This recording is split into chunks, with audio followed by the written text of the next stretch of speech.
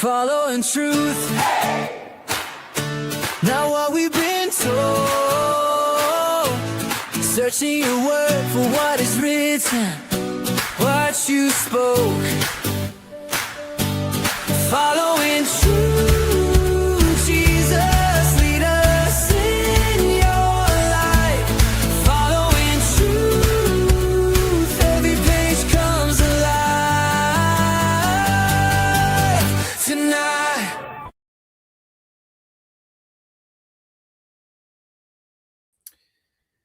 Hello, people. Hello. Welcome to Following Truth. I am LJ. Today I am going to be KLJV, as in the KJV. Just a play on words there. Jeremiah, nice to see you from the south of France there. So today we're going to be looking into something very different than recent studies. Going to actually just be looking at some of the arguments against the KJV.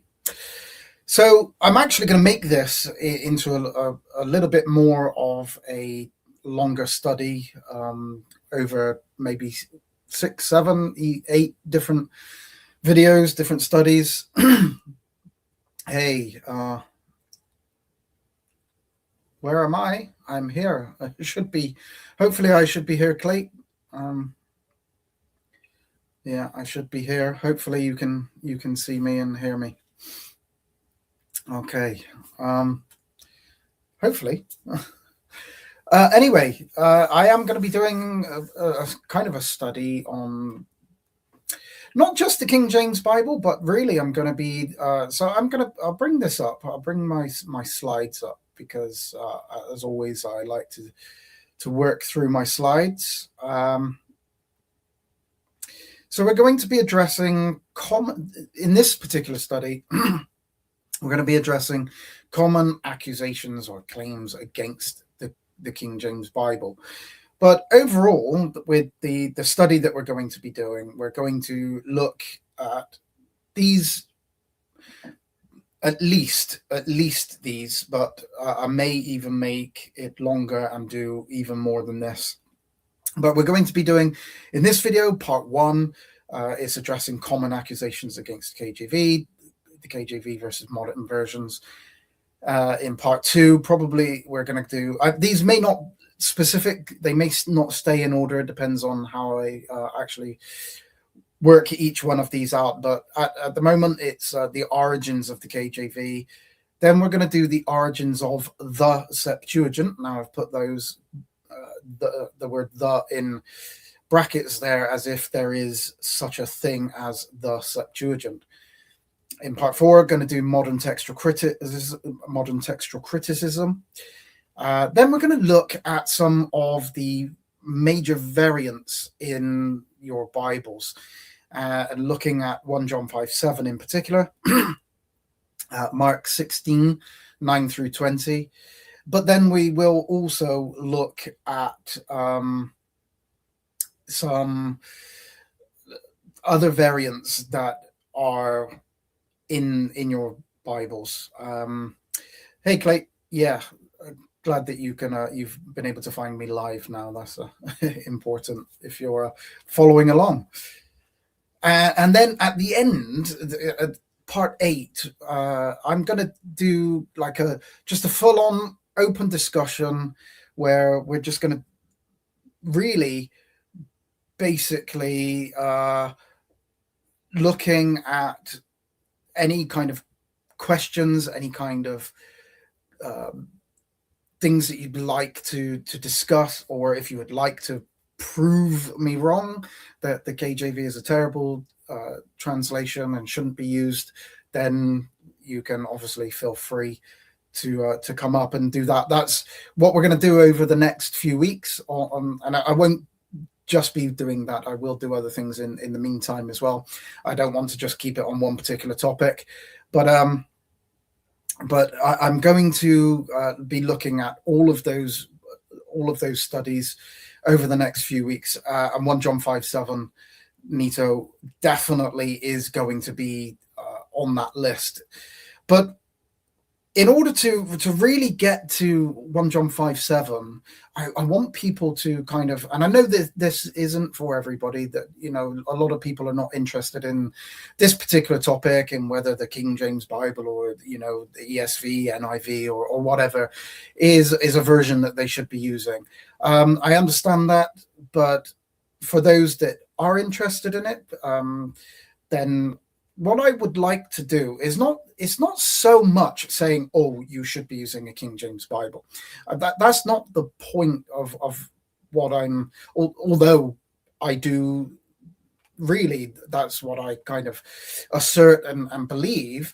It isn't, that isn't the point of why I'm doing this. I really want people to be able to see that modern versions in the King James Bible are very different. They're very similar in the vast majority of places, but sometimes they are very different.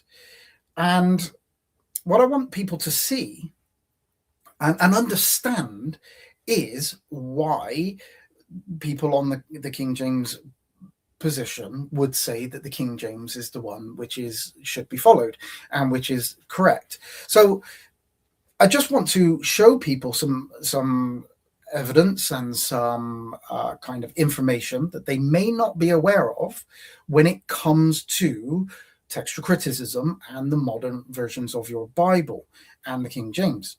And I also want to address a lot of these claims that you often hear by modern scholars, or even in debates, or, you know, when people talk, and, you know, the famous claims against Erasmus and how the King James Bible came about, and it was they only used 6 manuscripts, and all of these kind of claims against the King James. I want to show them actually factually incorrect. And whether that changes a person's understanding of the King James and whether it moves them to a King James over a modern version is not really, again, the point of why I want to do this particular study. And it isn't to tell people, oh, you must use a King James. It is to correct some incorrect claims that are made against the King James. And not just about the King James, but your modern versions of the Bible. But also, it goes deeper than that, because it actually goes with preservation of the Bible, and whether it's inspired, and whether it's being preserved, and whether we can trust it. There's a lot of arguments by Muslims and atheists who come against the Bible, and they will use the things that we're going to look into, specifically textual criticism, where they will say that your Bible is corrupt and that you can't trust it. And actually, I've noticed more and more Christians doing exactly the same thing, where they're coming against the Bible itself and saying we cannot trust it. There are things added, there are things taken away, there's things changed. And I'm not going to tell anybody that that's wrong. What I'm going to do is just look at some of those claims and just maybe check on whether the information that you're presenting or given, or you're regurgitating in a lot of cases, is actually factually true. So yeah, we're going to, like I say, 4 a.m. apologetics, we're going to delve into 1 John 5:7, and it is not just the King James Bible that has that, and errors like 1 Timothy 3:16 we're going to look at as well. And what I've noticed in Unitarian and Trinitarian discussions is that and I actually did a video on this recently, about the selective textual criticism that goes on with these debates, where they kind of just pick and choose which parts of the scholarship they're going to accept, which parts of textual criticism they're going to accept. And actually, we will look at 1 John 5:7, and I'll show the vast evidence for that verse and being an original verse, and certainly not being added at a later date. And also 1 Timothy 3:16, the evidence that supports the reading that God was manifest in the flesh. And why we shouldn't be worried about readings like these, but we shouldn't be also just, selecting which parts of the textual criticism we want to accept and which parts we don't want to accept. So as we go through these studies, we're going to look at, I'm going to give you some kind of maybe a little crash course into textual criticism and how it's done and how modern textual critics work, what kind of assumptions they're making in order to continue on the work. So we're going to delve into into a lot of that. But today I'm going to start us off, because I know this is a topic that not everybody's going to be interested in. But I want to start us off maybe a little easier, rather than delving straight into textual criticism and certain verses and trying to prove all of that. What I want to do is kind of give a base of some of the arguments that are made against the King James Bible that you may have heard online by those that normally are attacking the position of those that use the King James Bible. And so we're going to look at some of those and just address some of those. So if I add this back to the screen, this is not just a translational issue when it comes to, hey, Tony, nice to see you here. Tony Cato, shalom, nice to see you, that you're here. I appreciate it. So yeah, coming back to this isn't just a translational issue. There are translational issues, but it isn't just that. When it comes to the King James and modern versions, there is actually a different Greek text that underlies the translations. The Textus Receptus, which underlies the King James, or there are other versions that have the Textus Receptus that underlies them, but the King James is obviously that predominant Textus Receptus Bible today, anyway. And the critical text, which is the United Bible Society's Nestle-Aland text, which is now on the UBS the 5, is it 5 or 6? I think it's 6 now. Nestle-Aland 29. But that's a combined text, the critical text that underlies the vast majority of your Bibles, the modern versions of the Bible, NIV, ESV, and those types of Bibles. But what version of the critical text that version of the Bible you're using will depend on when that translation came out. So, and the NIV would not be using the most up-to-date critical text at the moment until the new NIV comes out, when they update that. And same with like the ESV and other versions. They might be using the Nestle-Aland 27 or even 26 or 25. Some may be using the Nestle-Aland 28 edition. But as we progress, as new versions of the NIV are released, ESV and other these types of Bibles, what you will see is that they will underlie the text, which would be now the 29th edition. And so let me just show you let me just add this to stage. This is an example of where there is a variation in the reading but it isn't a textual variant, right? So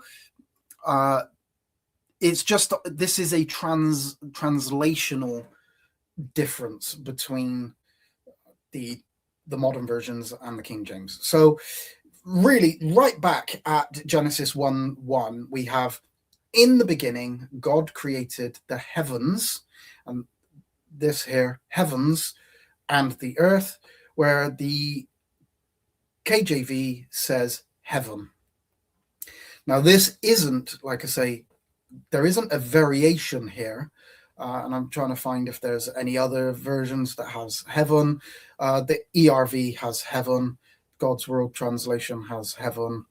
In the singular, Webster's Bible translation. So there are a few that have heaven. So this isn't a King James only thing. This is just a difference in translation. And then there's heavens. Now that is what we would call a difference in translational issue. Whether that should be heavens or it should be heaven, we're not going to delve into that right now. We'll go into these types of things when we look at variants in the Bible and the King James and the modern versions. But this is not a textual variant. It is a translational variant. But we will go to one of the most probable famous textual variants in the Bible, and this by no means is going to be the least, the only one. I can show you quite a few, but obviously 1 John 5:7. Now, if you read the King James Bible there, and even the New King James Bible, they have wording that is very clearly not in any of these other versions of the Bible. You know, this ends very abruptly. It's a very quick verse, whereas in the King James, New King James, it reads very different. Now, as you can see, you know, this isn't just the King James that has this. The Berean Annotated Bible has this. Then there are ones with slightly longer readings. The American Standard Version, the ERV, they don't read quite like this. They have a longer kind of reading in there. But then we have the Webster's Bible translation that also reads like the King James. So what we can see is, you know, there's also the Literal Bible Standard, and then there's the Young's Bible. So what I'm just showing you here is it's not just a King James thing. There are other versions of the Bible that have, the Douay Rheims has this, the Catholic Public Bible, the Lamsa. So it isn't a King James only issue. There are other versions of the Bible that have the same reading as the King James in 1 John 5:7. And we will delve into this particular topic on its own, really. We'll need a whole study just on 1 John 5:7. But what I want to show you is that most certainly is a textual variant. There is differences between the manuscripts that read the way that the King James reads and the manuscripts that underlie the modern versions. And if you go into the Greek here, okay, we will actually see that you've got this is the Nestle Allen 27 edition, UBS 4. Obviously, what you can see is that the Greek there is very different than such as like the Greek Orthodox or the Textus Receptus, which this is the Stephanus 1550 edition. There are other versions of the Textus Receptus as well, but what you can see is that the Greek there is very different in those. So it is a textual variant here. So this is an important part when we're looking at the the issue regarding the King James and your modern versions is that what we need to understand is that there are times when they differ from one another, and this is just a translation issue. And actually, what you'll see is sometimes the modern versions will differ from each other based on a translational issue. Whoever is doing the translation is looking at the Greek or the Hebrew and is making a choice of what they would like that to read. But then there is obviously very, very clear times where we see this being a different Greek text completely. Other places would be Acts 8:37, which is completely missing from your modern Bible versions, but is there in the King James. Again, that is another version of the Bible, another variant that we would need to look at. When, as 4am Apologetics did point out, there is a difference between, in 1 Timothy 3:16, there is a textual variant there. Is it who was manifested in the flesh or God was manifest in the flesh? So that is another place where there is a small textual variant. Jude 1:5 is another textual variant. Is this Jesus or is it Lord? Is that the correct reading in Jude 1:5? So these are just within textual criticism, they're well known, but not everybody knows them, even down to the longer ending of Mark, which I will delve into and do a real deep study on the longer ending of Mark. Those last 12 verses, although you'll see them in your modern versions, actually a lot of Bibles or lots of scholars will say that those last 12 verses should not be in the Bible. They're not part of the original text. So we're going to delve into that. And actually, what you'll probably find is eventually that those verses will be taken out and they won't form part of your Bible. It isn't a case at the moment. They're kind of sometimes in brackets and to bring doubt into, or they've got footnotes along them. Then you've got the woman caught in adultery, the pericopai adulteri, which is within modern scholarship, that is not original to the Gospel of John.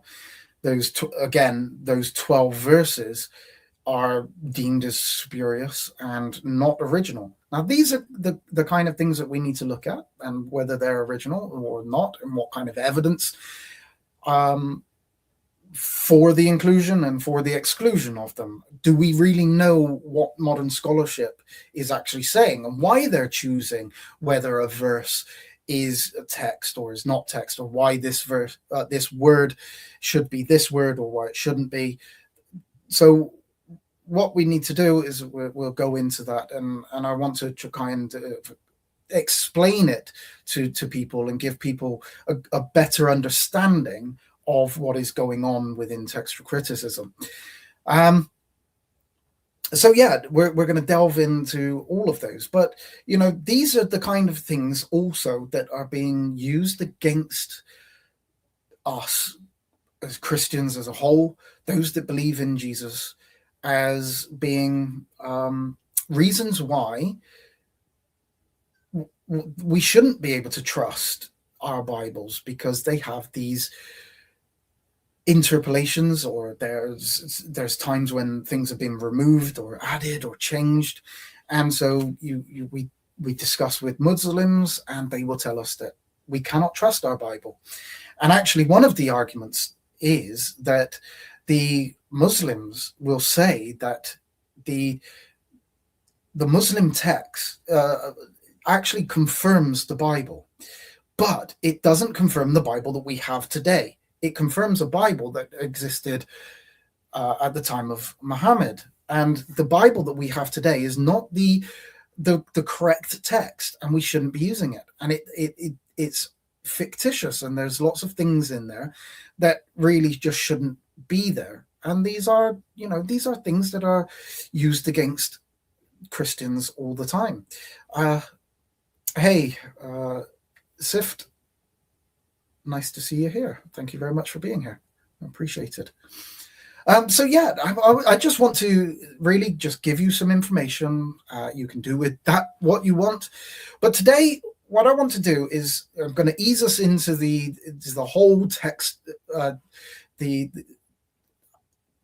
doing textual criticism, looking at the King James Bible and the modern versions and these verses.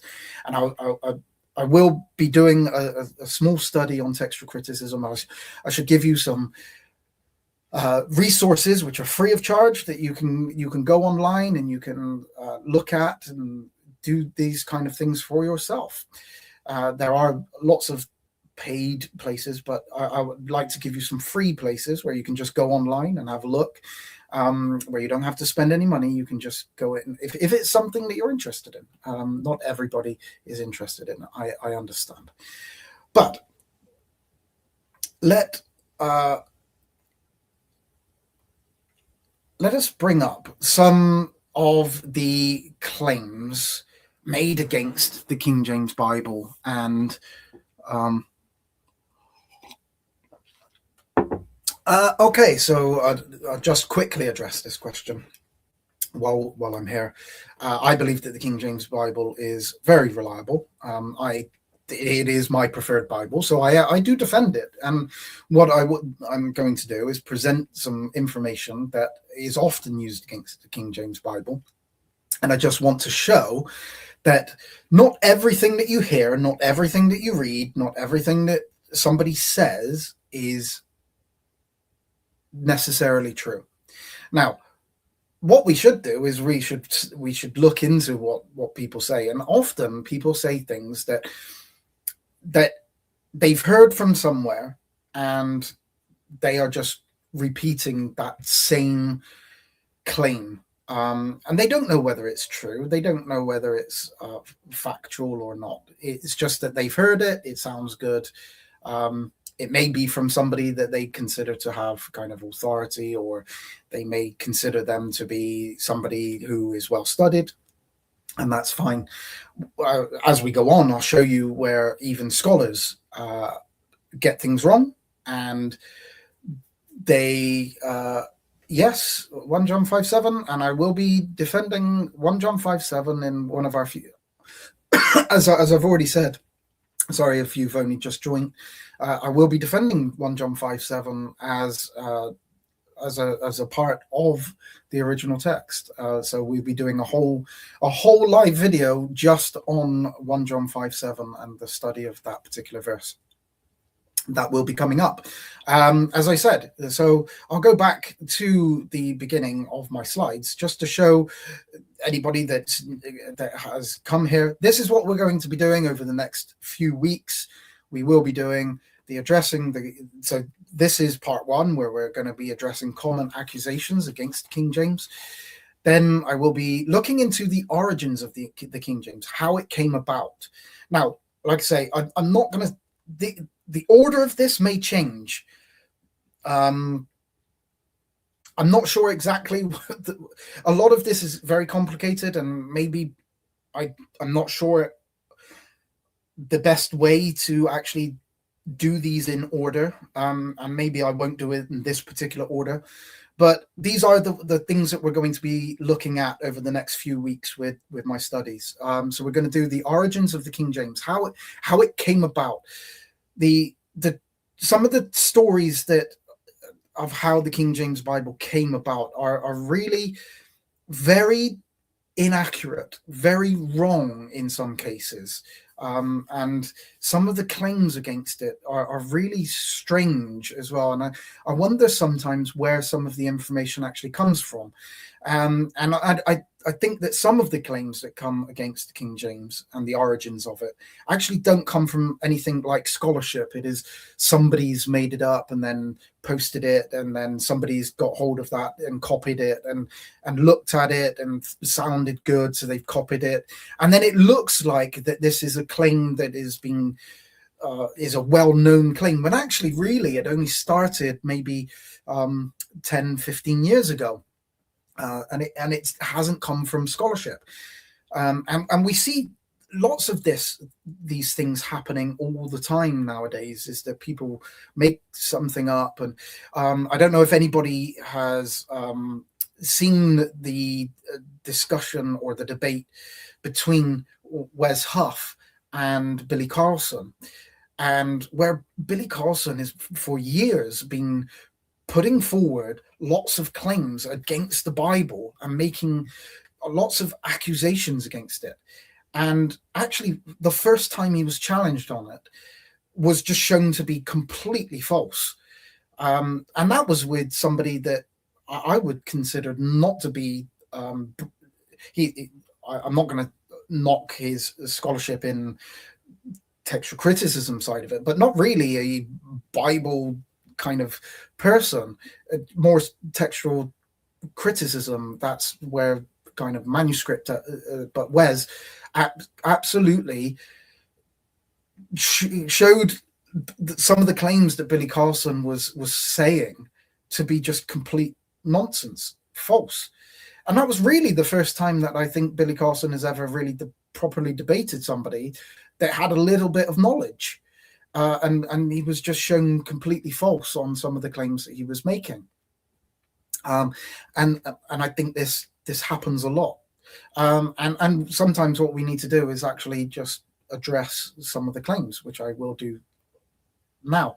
But then we're going to look at the origins of the Septuagint and how that came about. What is the Septuagint? Is there such a thing as the Septuagint, as people like to put forward? Actually, the truth is that there is no such thing as the Septuagint. There are many Septuagints. And the origins of the Septuagint or the Septuagints is actually a lot more complicated than what people might think. And there's a lot less evidence for it than I think people realize. But then I will go into modern textual criticism. What is modern textual criticism? How does it work? How are they doing the modern textual criticism?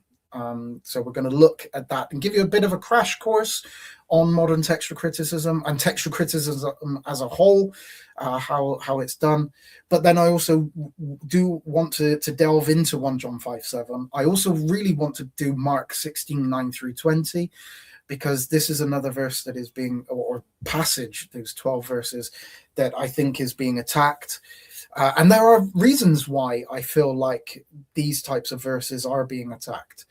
But then I will also look at some of the other variants. Maybe we'll do the pericope adulterae, the woman caught in adultery, that even the likes of James White says that he would not preach from. He wouldn't use it because it's not original scripture.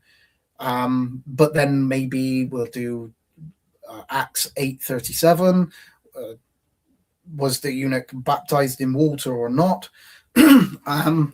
Or is this the statement that he makes before that, the proclamation that Jesus is the Son of God, is that part of the text? But then we'll also look at, like, I'll probably do that Genesis 1,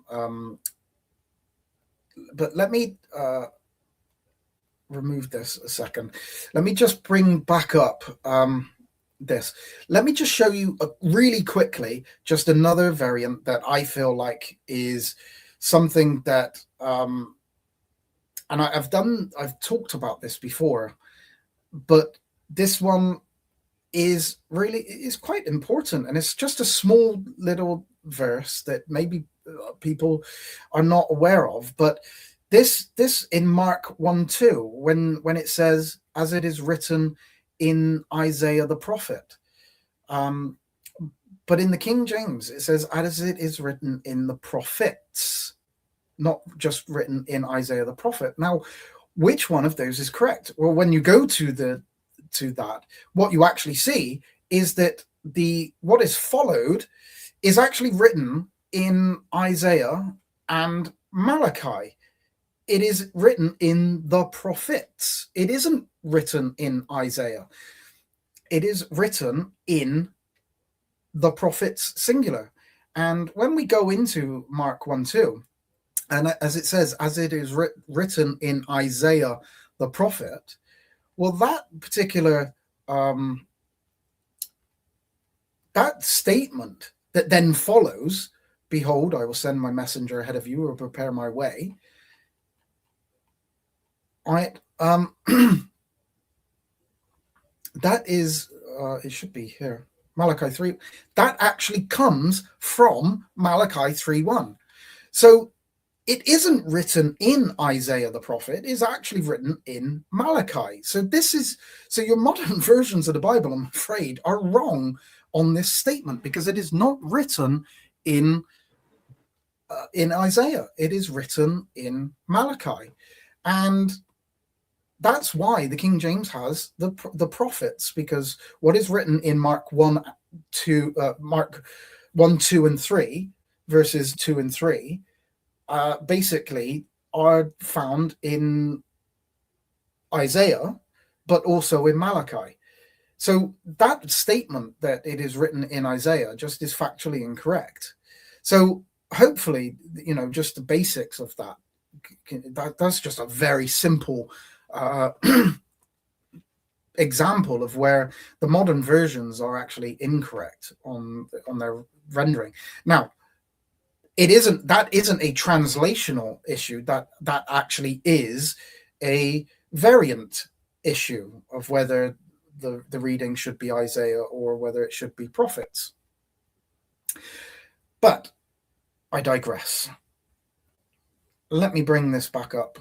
So yeah, we're going to do Mark 16:9, look at some other variants, and then at the end of all of that, I'm just going to do one show, as long as it needs to be, where basically I'll just invite anybody up who wants to discuss and attack and or disprove that the King James Bible is reliable, and you can chuck all of the accusations and all of the claims and all of the verses and everything that you want to kind of use against the King James, and I'll bring anybody up and we can just have a full-on discussion, and I will allow obviously those that are King James advocates as well, they can come up and put forward their position. So just hopefully at the end of all of the studies we'll delve into that one as well. But that's where that's where the plan to go. How the order will actually work out, I don't actually know, but that's my plan. So what I want to do is, let's just now quickly look at some of the accusations against, like, the King James. Some of these you may have heard, some of you may not have heard, some of them you may think are wrong, some of them you may think are correct, some of them you may have used yourself or had used against you, depending on your position. So the first one that I'm going to start with is that King James, he wanted a new translation of the Bible to replace the Geneva Bible. And we're going to look at one of the reasons why he apparently wanted to get rid of the Geneva Bible. But there are some people that say that King James wanted the Bible for himself. He wanted to put his authority on it and said, I want a new version, and it's going to be my version, and it's going to read the way that I want it to be. That's actually false. King James didn't actually propose the new translation himself. It had absolutely nothing to do with King James originally. Now, obviously, King James sponsored it, and he allowed the translation to go ahead, and he called together some of the greatest minds of that time to produce this translation. But it wasn't King James's idea in the first place. he wasn't the one that came up with the idea. What King James, when he became king of England, and basically he became king of really United Kingdom, he took over a church basically that was fractioned. We've gone through the Reformation, we've gone through King Henry VIII, all of this, and we're coming into a church that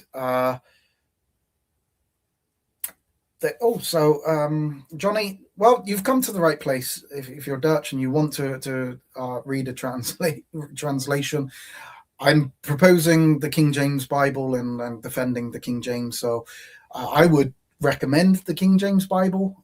Others may disagree with that, and they may offer you a different one. But I'm going to present information on why I believe that it should be the King James, or at least a Bible that is based upon the Textus Receptus text rather than the modern critical text. So I would even say that something like a Young's Literal, which is a majority text Bible, would probably be a better option. But if you do have to go to the extremes, then, and you don't like the old English, especially being a non-native English speaker, then something like the New King James Bible would be for me. Even though I don't like the New King James Bible, I would still say that I would prefer that over some of the modern versions.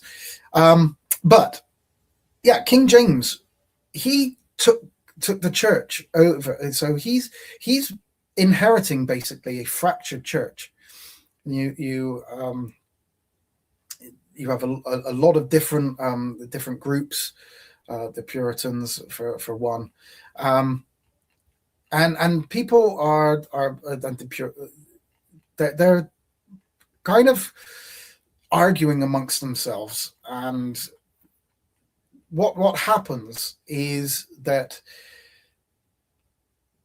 King James calls a conference, and it was called the Hampton Court Conference, where he kind of calls this conference to kind of allow people to pull forward their views and stuff.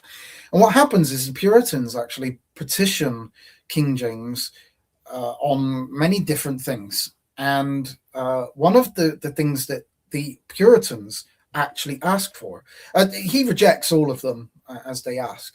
But right at the end of the conference, one of the Puritans, called John Reynolds, actually petitioned the king to actually have a new translation. Now, we have quite a few different records of this Hampton Court conference, but there's only one really that is kind of more detailed than the other, and it's the this one here, the Sum of the Conference by William Barlow.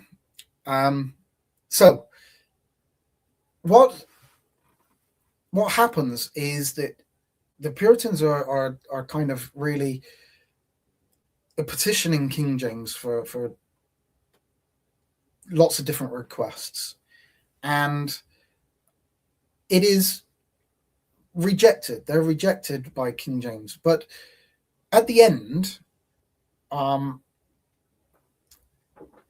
Reynolds actually petitions the king to create a new Bible, a new version. And actually, what King James, he agreed to it because he was going to get those on both sides to come together, and he actually thought that it would be a good way to kind of bring to unite them together, where they would work together upon this new translation. And this is recorded. This is the information that we have recorded for us in that actual work. So it says, to the former, Dr. Reynolds did add the profanation of the Sabbath day and contempt of His Majesty's proclamation, made for the reforming of that abuse, of which he earnestly desired a straighter course for reformation thereof. And under this he found a general and unanimous assent. After that, he moved His Majesty that there might be a new translation of the Bible, because those which were allowed to in the reign of King Henry VIII and Edward VI were corrupt and not answerable to the truth of the original, for example. And then he gives an example. First Galatians 4:25, the Greek word is not translated well, or is not well translated. So this was actually something that was petitioned to the king, and he agreed to actually allow the translation to happen. And so this is why we get this translation. And they worked from 1604 to 1611 translating this translation. And like I say, we're going to delve into the origins and all of the information regarding the creation of the King James Bible in one of our future videos that we're going to study into. But I just want to address that it wasn't King James himself. One, it wasn't King James that translated it. And two, it wasn't King James that actually decided that he wanted the new version of the Bible. And what we have to remember is this is not the work of King James. King James did not translate the King James Bible. It carries his name today. It wasn't originally called the King James Bible. It was just called the New Translation. In Scotland, it was called King James's Bible, where they kind of differentiated it from the Bibles that they had. Now, you have to remember that prior to the King James Bible, there was, if I bring myself up, there's the people are using at that particular time really two Bibles. One majorly, which would be the Geneva Bible, but then there's also kind of the Bishop's Bible. But prior to that, you have the Great Bible, you have the Matthew's Bible, you have the Coverdale Bible, you have the Tyndale Bible as well. Now, all of those Bibles would be classified as Textus Receptus. They're all based upon the Textus Receptus. All English Bibles prior to the King James Bible are actually Textus Receptus Bibles, apart from the Wycliffe Bible that actually was translated in 1382 by Wycliffe, who translated it from the Latin Vulgate. But all other Bibles, Tyndale, Coverdale, the Matthew's Bible, all of these are Geneva Bible. They're all translated from the Textus Receptus. Yeah, he was probably that's exactly what he was doing. He was watching cartoons instead. But he actually got 54 of some of the best kind of brains of that time. Some of these that worked on the King James Bible could speak, like, some of them up to 15 languages. They were ridiculous in their knowledge. They didn't one thing they didn't have was television, and that was what they did. They just spent their time learning the Bible and learning languages, and some of them would just spend 10-15 hours a day learning. But King James agrees to this translation that Reynolds, one of the Puritans, actually asked for, so he agreed to it. He said, yes, we'll do it. Okay, I've actually realized that I'm nearly on 50 minutes already, and I've still got quite a bit I want to delve into this anyway. So yeah, King James, another one is that King James didn't like the marginal notes that were in the Geneva Bible. Now, it is true that King James did say that, professing that, and this again is written in the Sum and Substance of the Conference by William Barlow. That's available online, or you can buy a copy of this Sum and Substance of the Conference. He actually said, professing that he could never yet see a Bible well translated in English, but the worst of all, His Majesty thought the Geneva to be. Notice the wording of that. It isn't just the Geneva Bible, as some people like to say, that he didn't like the Geneva Bible. Actually, what he said is that none of the Bibles prior were well translated. He thought the Geneva was the worst, but he didn't think any of these versions of the Bible that came before were actually any good, that they were well translated. Hey, everyday man of God, appreciate you for popping in for a moment. I do appreciate that. Thank you very much for being here. So he said that all of the Bibles were not well translated, not just the Geneva, but the Geneva was the worst. Now, why did he actually make that statement? Now, we do know that he made this statement because this is recorded for us. It was actually, there were a couple of statements in it that kind of seemed to go against the king, which obviously he probably didn't like. But when we look at the marginal notes, what we will find is that the Geneva Bible is actually translated by Calvinists, and mainly by one Calvinist. The New Testament was translated mainly by one, but it was in the realms of Calvinism.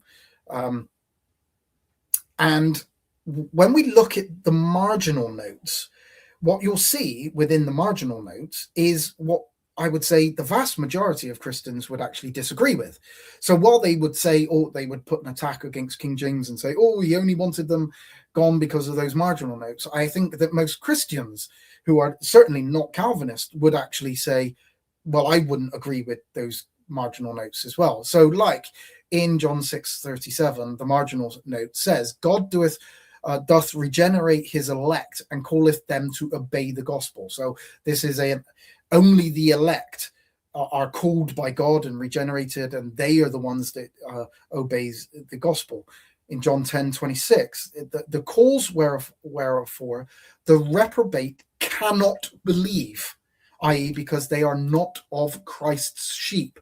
So it is basically saying that those that are not called the elect, they are not of God, they cannot believe. They never will, because they are not Christ's sheep. That is a Calvinistic statement. Now, would you agree with that? If you're non-Calvinist, would you say that the non-elect, they cannot choose to believe? What about in Ephesians 1:4, where it says this election to life everlasting can never be changed, but in temporal offices which God hath appointed for a certain space, when the term is expired, like he changeth his election, as we see in Saul and Judas. Saul and Judas could not change who they were. This was foreordained by God. It is just something that is already chosen of God. The goodness of God declareth itself towards all men, but chiefly toward the faithful, by preparing them. And here he meaneth not of life everlasting. So it's only to the faithful that he prefers. This is again a Calvinistic statement. Now another statement. So when it comes to those marginal notes, and sorry, I'm not delving massively deep into all of this, but the marginal notes are very Calvinistic in their sentiment, and I actually think a lot of Christians would disagree with those in the Geneva Bible. So it was a good thing that most of those were removed. Now there's other claims that the King James translators were influenced by the Latin Vulgate. Now, I know where certain terms of this come from, because there are certain Latinisms in the Bible, but that doesn't mean that they were influenced, or certainly weren't massively influenced by the Latin Vulgate. And actually, I would say that if you have a look at the notes to the reader, basically, what you'll see is that the King James Bible translators actually really push the original languages, the original Greek. Here, I don't know if this will highlight. It will click off though. But at the top here, it says, if you ask what they had before them, truly it was the Hebrew text of the Old Testament. So this is the notes to the reader. And what is the notes to the reader saying? If you ask what they had before them, the translators, truly it was the Hebrew text of the Old Testament, the Greek of the New. These are the two golden pipes, or rather conduits, where through the olive branches emptied themselves into gold.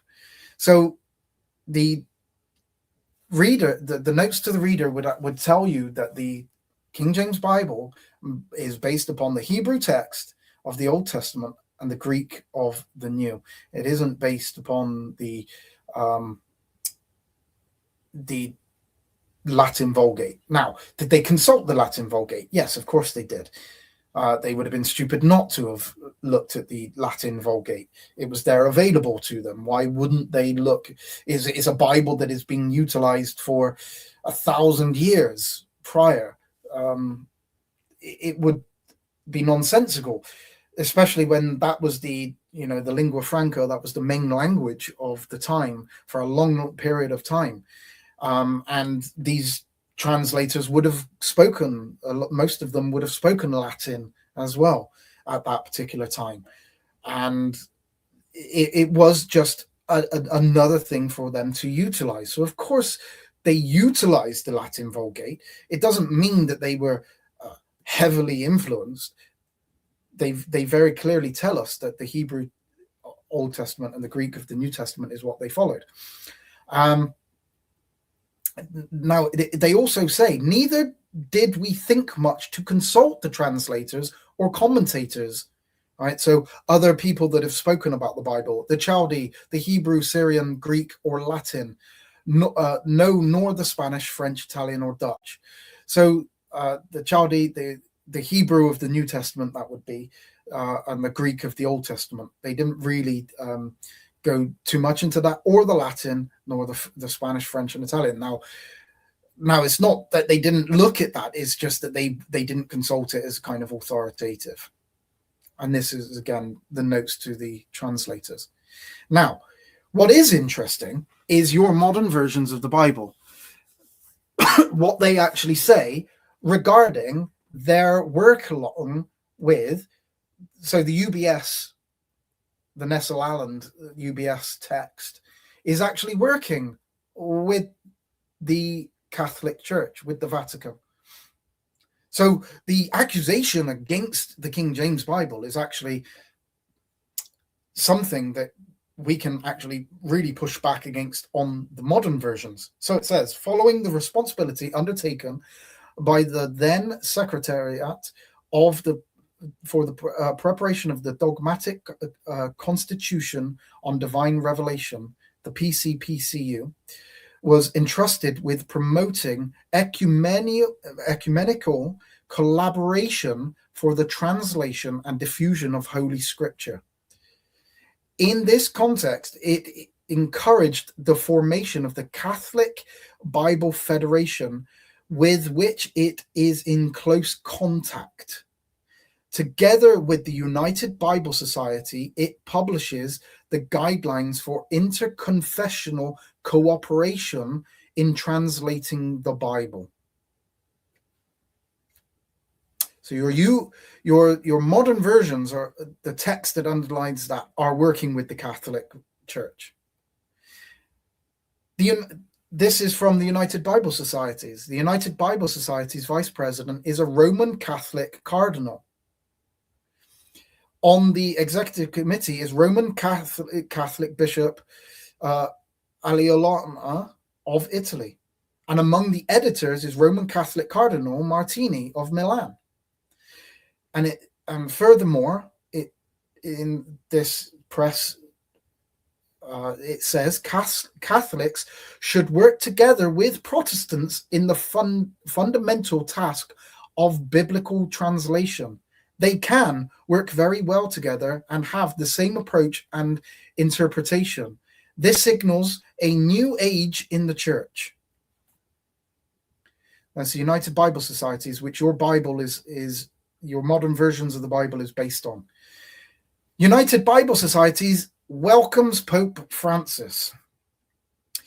The election of Pope Francis, a longtime friend of the Bible Societies, is an encouragement to United Bible Societies to work even harder to make the Bible available to them.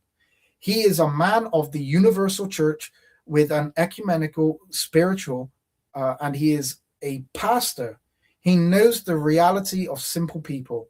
The new Pope is a truly biblical person whose faith and actions are deeply noted in the Bible and inspired by the Word of God. So that's your United Bible Societies, what they had to say of the Pope Francis. So actually what you'll see is that they are the ones that are working alongside the Catholic Church. The Latin influence. Well, the Latin influence comes into your modern versions. They're creating a text that can kind of be utilized by all as a new world. So there you go. Now, another claim against the King James Bible is that it included the Apocrypha, whereas your modern versions, or the vast majority of the modern versions, don't include the Apocrypha. Well, that's actually going to backfire on anybody that tries to make that claim, especially those that are making the claim and pushing forward the modern versions of the Bible. But let's look at this. So this is the title or the contents page for the 1611 King James Bible. That's the kind of it in full, and this is it just a little bit closer.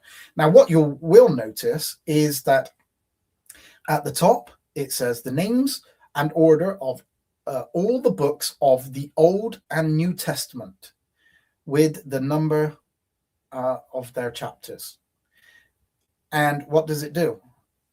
It separates the Apocrypha in the middle. The books called Apocrypha. The Old Testament books are written here up at the top. Then you have the Apocrypha books, the books called Apocrypha, literally named Apocrypha, and then the books of the New Testament. So the King James Bible, well, yes, the 1611 King James Bible did include the Apocrypha. It did not include the Apocrypha within the books of the Old Testament. It separated the Apocrypha from the books of the Old Testament. They are very clearly, distinctly separated. They actually, when you look into the Bible, the 1611 Bible, what you will see is that it ends, the Old Testament ends at Malachi, and then the Apocrypha begins, and it literally says on every single page, Apocrypha, Apocrypha, twice on every page.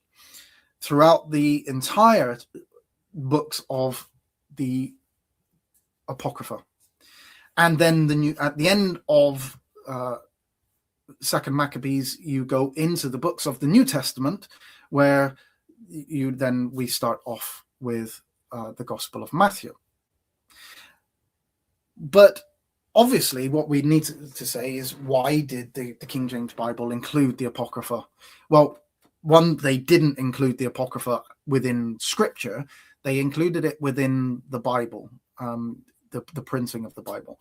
And there are a number of reasons why that they included the Apocrypha.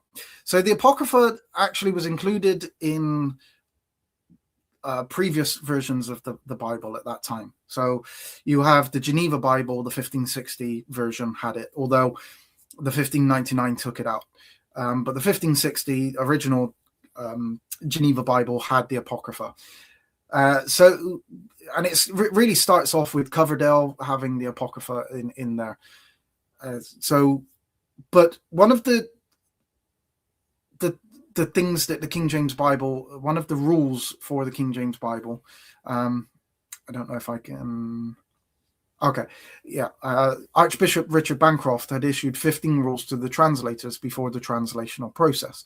So there were 15 rules that they had to kind of follow. One of those rules stated that the ordinary Bible read in the church, which was at that particular time the bishop's Bible, should be followed whenever it possibly could be. And it should be only changed when the truth of the original will permit it. So they actually followed the bishop's Bible a lot. They utilized the bishop's Bible. And so they followed that a lot. The bishop's Bible included the Apocrypha. So they weren't doing anything different, but the bishop's Bible also included the Apocrypha in between the two testaments, not intermingled with the text. This is going to become a problem for those that obviously argue with this, and I'll show you this in a moment. But so they included it. Now, another reason why they included it, because at that particular moment in time, you're talking, 1611. This is very, very close to the Reformation, and the Catholic Church and the Protestants were in great debate over what should be and should not be considered to be text, scripture. And so they were debating on a regular basis, and they were arguing, and actually there were people, this was at a time when people were dying over this. It wasn't just in a disagreement as we have now, where two people online get together and have a ding dong and have a bit of a tussle out and some nasty words sometimes said. The people were literally dying and being killed over this separation from the church. And so what Protestants needed was the ability to kind of debate and argue and whatever and defend against the Catholic Church. Now, the Catholic Church included those books. So obviously it would make sense to allow people who were doing this to actually be able to still have access to those books, so they knew what they said, so they could see where kind of errors were. Now, if you look at the King James Bible in the 1611, you'll actually go into the Apocrypha. You'll see their marginal notes in the Apocrypha, where they will actually say, this is an error, this is corrupted, and they'll actually point out places in some of the books of the Apocrypha where there are clear corruptions, and they point this out. So they weren't doing anything different than what the previous versions had done, but they also were doing it for the purpose of allowing people to still have access to something. Today, people I'm not a Muslim. Probably a lot of people here are not Muslim, but I still have a Quran. I still read that in order to be able to kind of debate with people that of that faith, so that I know what it says, because I need to know what it says in order to be able to argue against it. So it doesn't mean that, if somebody found my library of books and they found the Quran, it doesn't mean I'm a Muslim. It just means that I have the work there because I want to be able to. I have a Book of Mormon. I have lots of different texts that I read and look at, but I'm not a Mormon, but I have these texts in order to be able to kind of read and understand what people are actually saying. So this is one of the reasons why. Now, if you go into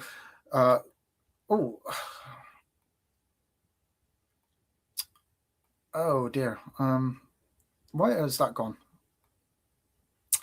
I had some slides where I was actually showing, and I bet they're towards the end now.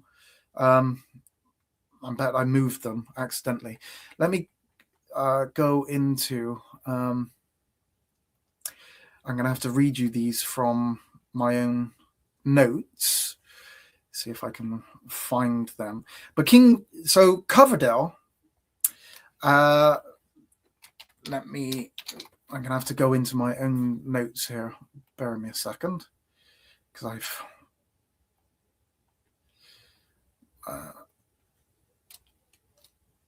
so Coverdale actually said that he didn't agree with the Apocrypha. Where does he say this? Bear with me 1 second. No, I don't think I've got it.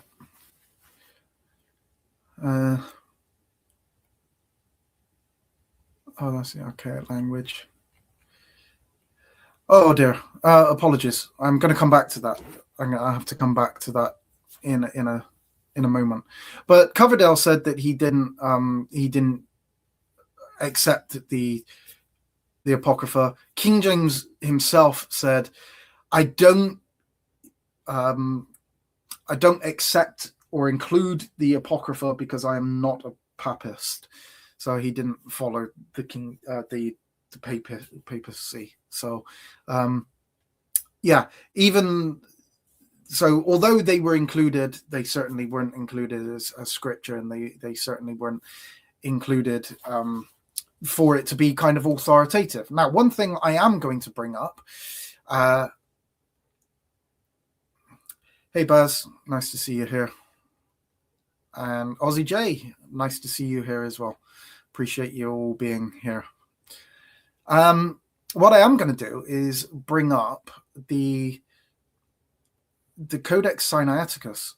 And we could do this for Codex Vaticanus as well. So Codex Vaticanus and Codex Sinaiticus are two of the major manuscripts that underlie the modern versions of the Bible. So one thing that I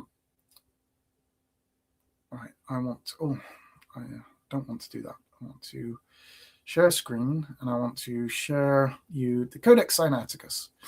So hopefully you will be able to see this. This is online. You can go to this actual website. It's codexsinaiticus.org, and you can actually look at this manuscript yourself. You can just go to any book, and it will give you what the manuscript actually looks like at that portion. Now, Genesis isn't a very well preserved book, but you can go to something like First Chronicles, or even down to kind of let's go to the book of Matthew, which I think is a much better preserved manuscript. Right, so there you go. That's the manuscript itself. That is a facsimile, basically, of the manuscript. So you can click into it, you can have a look, you can scroll up and look at these. But it also has here, hopefully you can see my cursor, but you can see here the transcription. You can actually look at the Greek. You can actually look at individual words, and you can also look at the translation of that. So these are the Greek words and where they appear on that particular page. All right. So if you click on there, that is the Sinaitic manuscript of the Codex Sinaiticus. But notice that in the Codex Sinaiticus, one of the very manuscripts that people love to proclaim as being the best manuscripts, the oldest and best manuscripts, Vaticanus and Sinaiticus. Well, those that oppose the Apocrypha have to understand that not only does Codex Sinaiticus include the Apocrypha books, or some of the Apocrypha books, they actually include it in the text, in the mingled text of the Bible itself. It is considered mixed up. We've got you've got first and fourth Maccabees in this one. You've got Tobit, second Esdras. So you've got many apocryphal books in this particular manuscript that you will find mixed in with the rest of the manuscript. So anybody that says, oh, the King James Bible has apocrypha in it, well, so does the manuscripts that the modern versions are based on. The actual manuscripts themselves have the apocrypha, not just a translation of the apocrypha included in a compiled translation. They have them in the actual manuscript itself. So Vaticanus is exactly the same. It has sometimes it has there are different apocryphal books, but they have apocryphal books in the very manuscripts that you're saying are the very best manuscripts. So that claim against the apocrypha is just a nonsensical argument anyway, especially if you're a Protestant, you don't accept the apocrypha. Well, why, if you're using the modern versions and the modern versions are based upon the manuscripts that have the apocrypha in? That makes kind of no sense to me whatsoever. If you're going to put forward that these are the oldest and best manuscripts, then why are you not saying that the best manuscripts have the apocrypha in? So why are you not saying that the apocrypha should be part of Scripture? Now, if you do, then fair enough. That's a different argument. But if you are one of these people that say that the apocrypha is not part of the text, but then you utilize the best and oldest manuscripts that include the apocrypha, that is just illogical. And it is slightly disingenuous as well. So, yeah. Now, I need to go back into because I've come out of this and it's actually gone back to some of these. Right. Now, the next claim that I'm just going to delve into and look at is the KJV version and its archaic language. As if kind of this is a real kind of argument against King James. I understand it. There are words in the King James which are difficult. There are words in the King James that we no longer use. There are words in the King James Bible that we no longer use in the way that they're used. There are words in the King James Bible that have endings that we don't use. Knoweth, cometh. We don't say these. We say these things now. We don't put the th that are at the end of these words. I understand that. I'm not. That's really kind of not a non-issue. I fully understand that.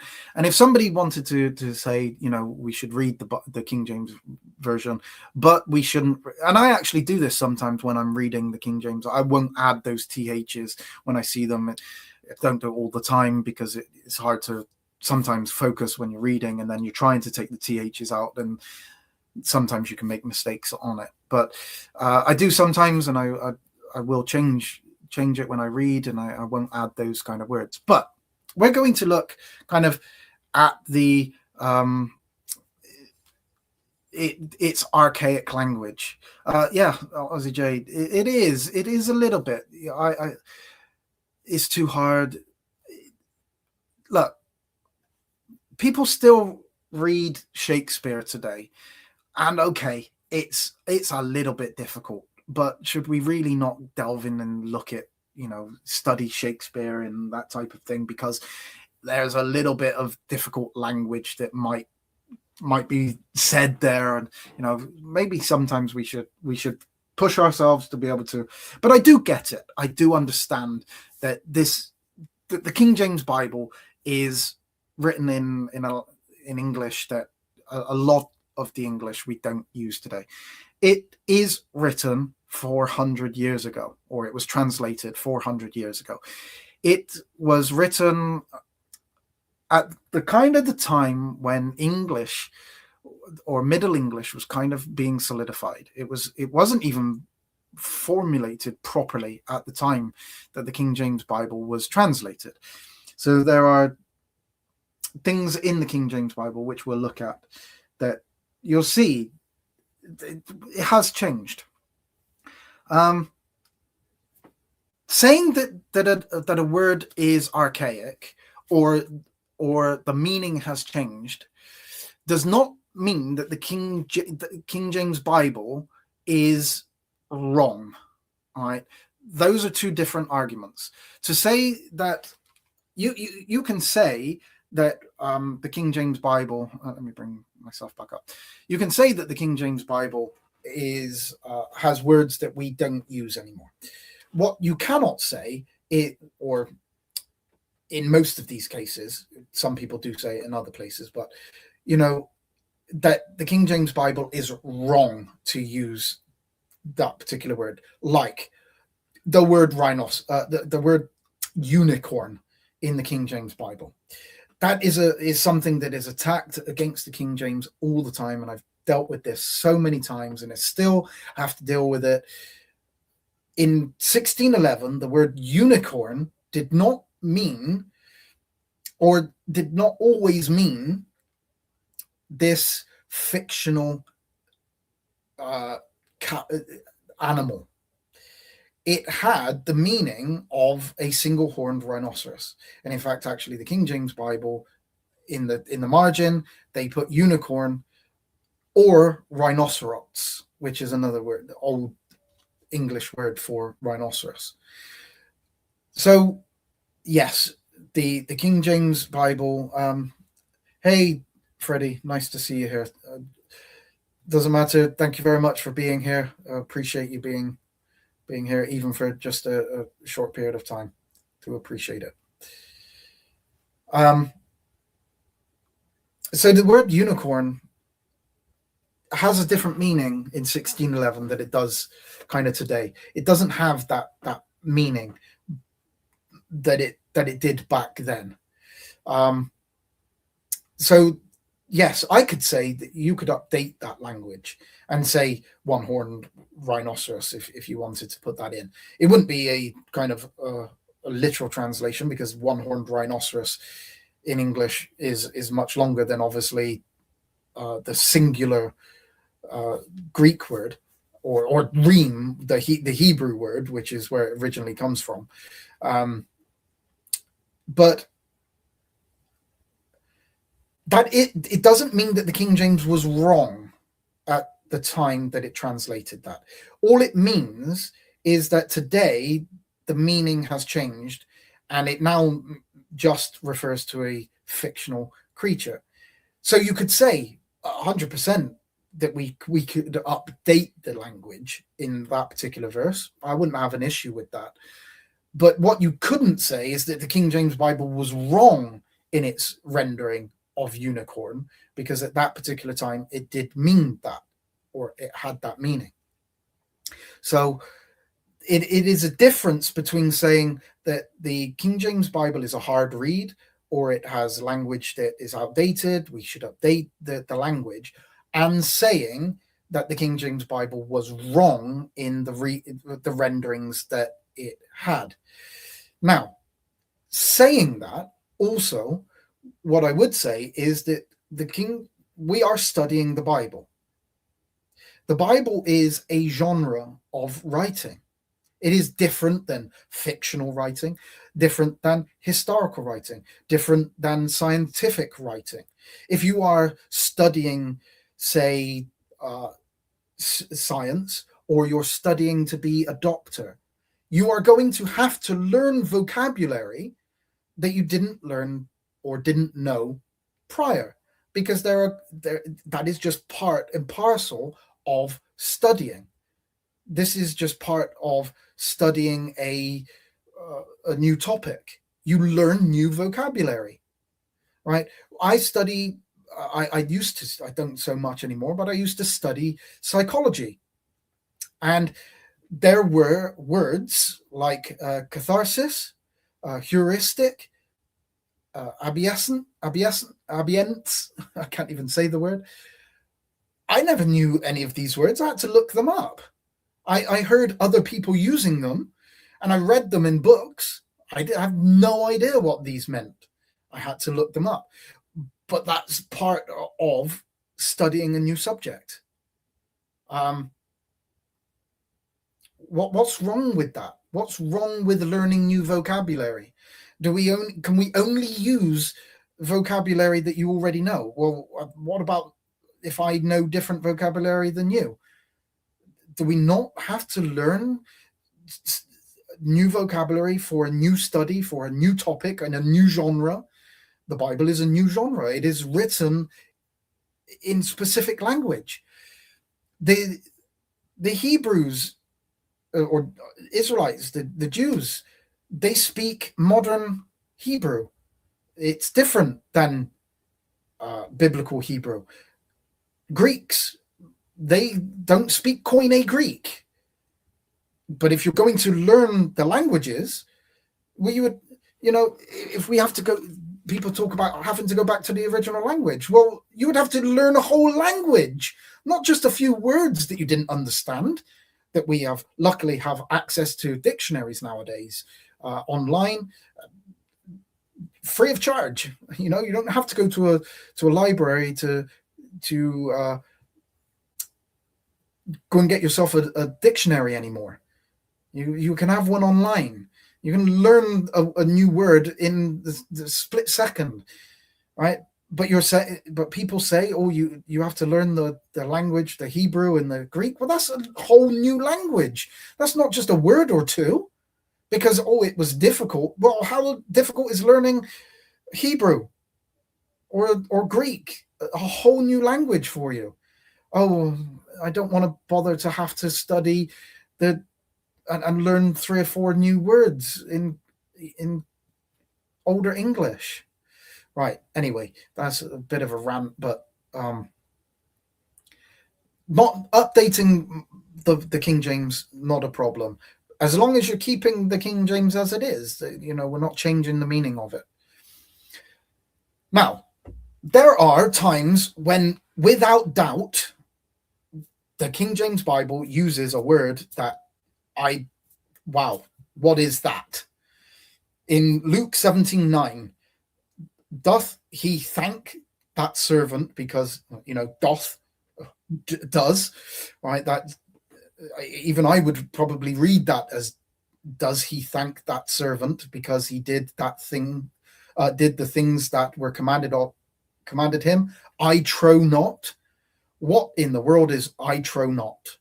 Well, not being funny, but you only need to open up a 1611 King James Bible dictionary, and it will list you the word trow, and it will tell you what trow meant back in 1611. Now, that doesn't mean that trow is wrong, right? Back in 1611, the word trow meant something.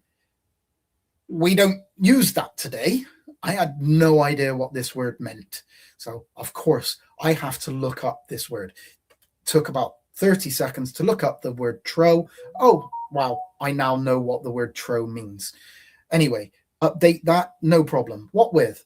What does trow mean? Does anybody actually know what the word trow means without checking the dictionary? I doubt very much if many people do, but somebody might know the word trow. I'll give it a second. I'm not, trow is a strange word, but yeah, what it actually means. Oh, and I don't have the second. It actually means think. It means to think.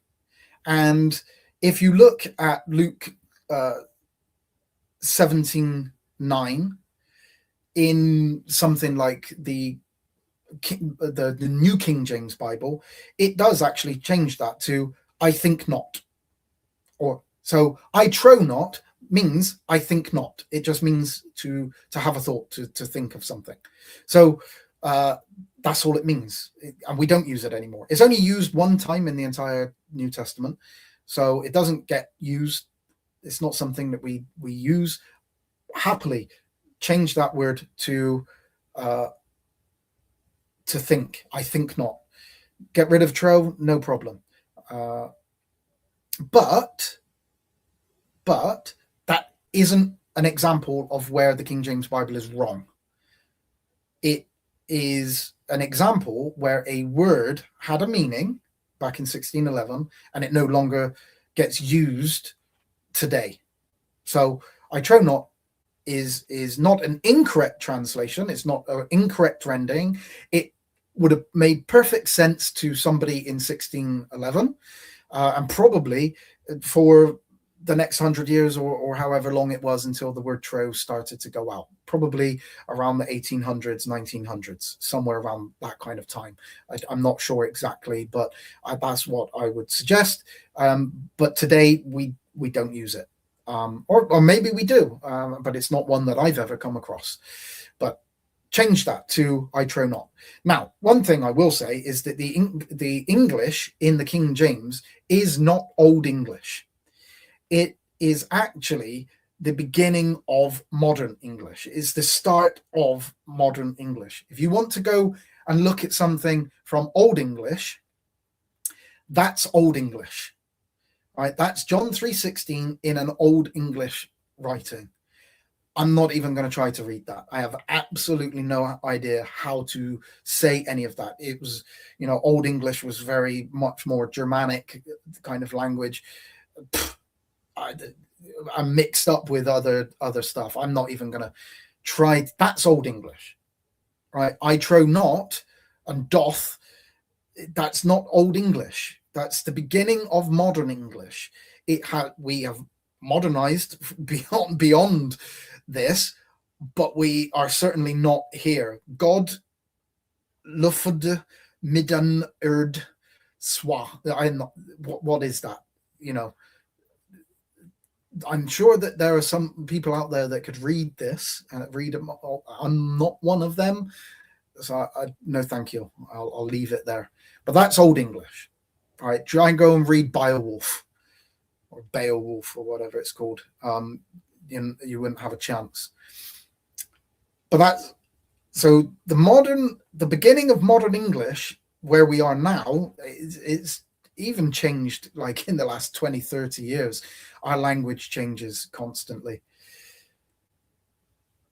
Now I just want to address these the and the ye, and I know that there's people that are pulling their hair out right now. Oh, I hate these words. I hate them. Thee, thou, thy, ye, you, your. It's quite simple.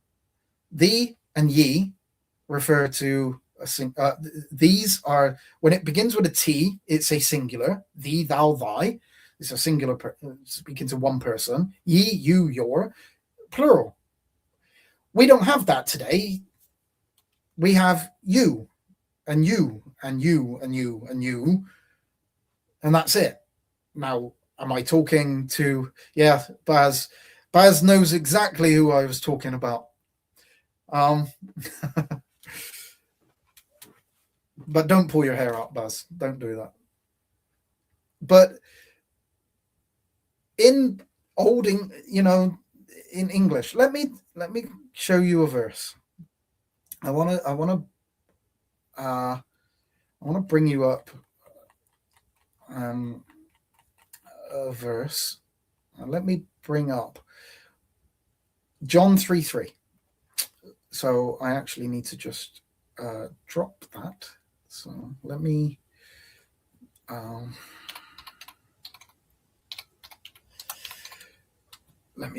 bear me. I'm just gonna bring up John 3:3, but I need to add that to stage. Bin. How do I do that? Remove that and then add that. There you go. Let's look at John 3:3. Jesus replied, very truly, I tell you, no one can see the kingdom of God unless they are born again.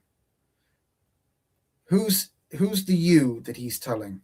I tell you that you, unless you are born again, in the NL. Who's the you and who's the you?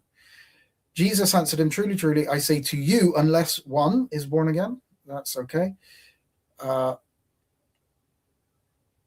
But some of these are like literally, they've got you and you. But in the King James, it says, verily, I say unto thee. That's a singular.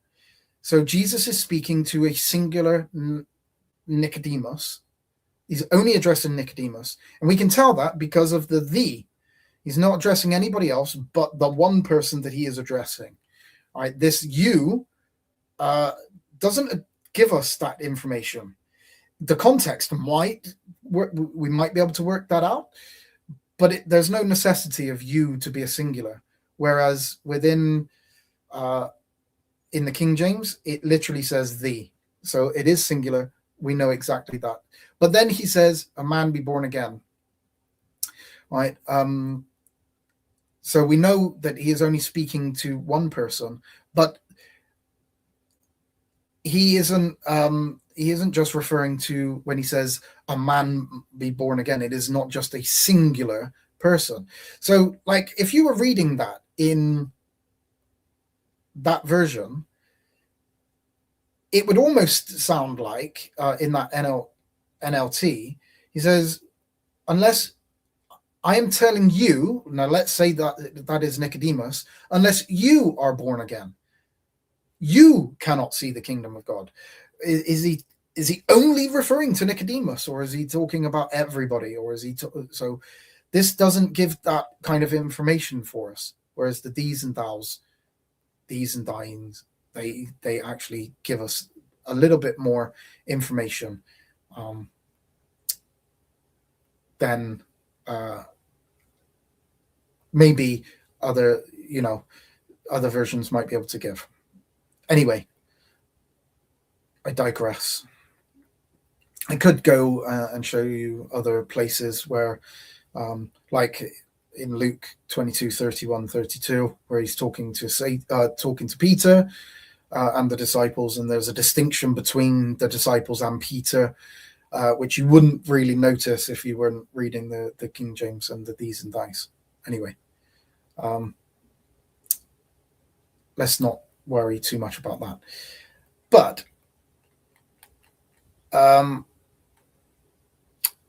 where do I want to go to now? Let me bring up, I've done unicorn. There's swine. There's the word swine, which occurs in the King James Bible 19 times, which is obviously a pig. It's just an older way of saying pig. The modern versions do update that with the word pig. Now, there is a word called a besom, and that occurs in quite a few places. In Isaiah 14:23, for instance.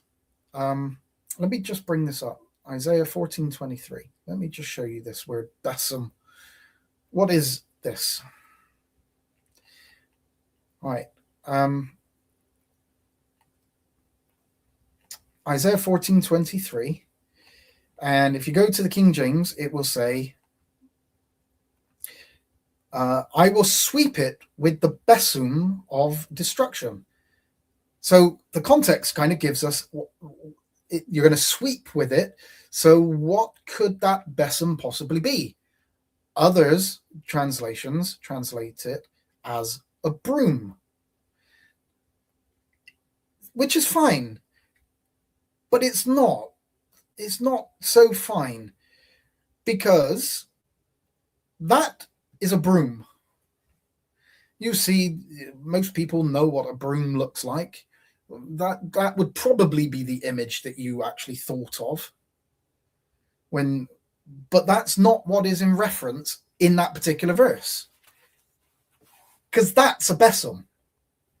A besom is specifically this kind of straw type sweeping it's not a broom, it is a besom. And the word besom actually is still in, because that is what that is. It is a besom. So if you translate that as broom, then it kind of gives a modern version of it. But they didn't have those back in the times of Isaiah. They had these, because this is what a besom is. This is a stick with straw. But there is a difference. It's subtle, but there is a difference. So just translating it as broom actually doesn't really give you the correctness of what is actually going on. Yeah, and it is a kind of a witch's broom, a witch's besom, for really so that's basically the difference. And I do think that there is a difference between a besom and a broom. And so if you read in Isaiah that they had a broom, you get a slightly different picture of what's being said than if it says besom, and you understand what a besom is because you just took 2 minutes and just looked what a besom is, and now you know what a besom is. So every time you read the word besom, you already know what it is now. You've actually learned something. Well done. I didn't know what a besom was. But I just want to show that, so we've done besom. Now,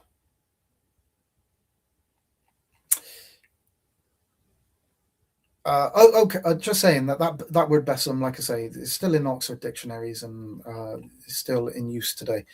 Now, when we talk about does anybody know what these words are? What's a Belial? What's a colonna des, if that's how you say it? A dandled, dappled. All of these are found in the New King James Bible, right? But they're also found, some of these are found in the ESV, the NASB, some of them are in NIV. So if we're saying that, the King James Bible has words that we don't understand because these are in the King James Bible that you might need to look up, well, actually, you will see some of these words in modern versions. So if you're reading a modern version and you get the word, say, colonnades, and you've got and you're reading an ESV, you're still going to find that word. It's not like it's different, or Belial in the ESV or the NASB. These are in modern versions as well. Now, further to that,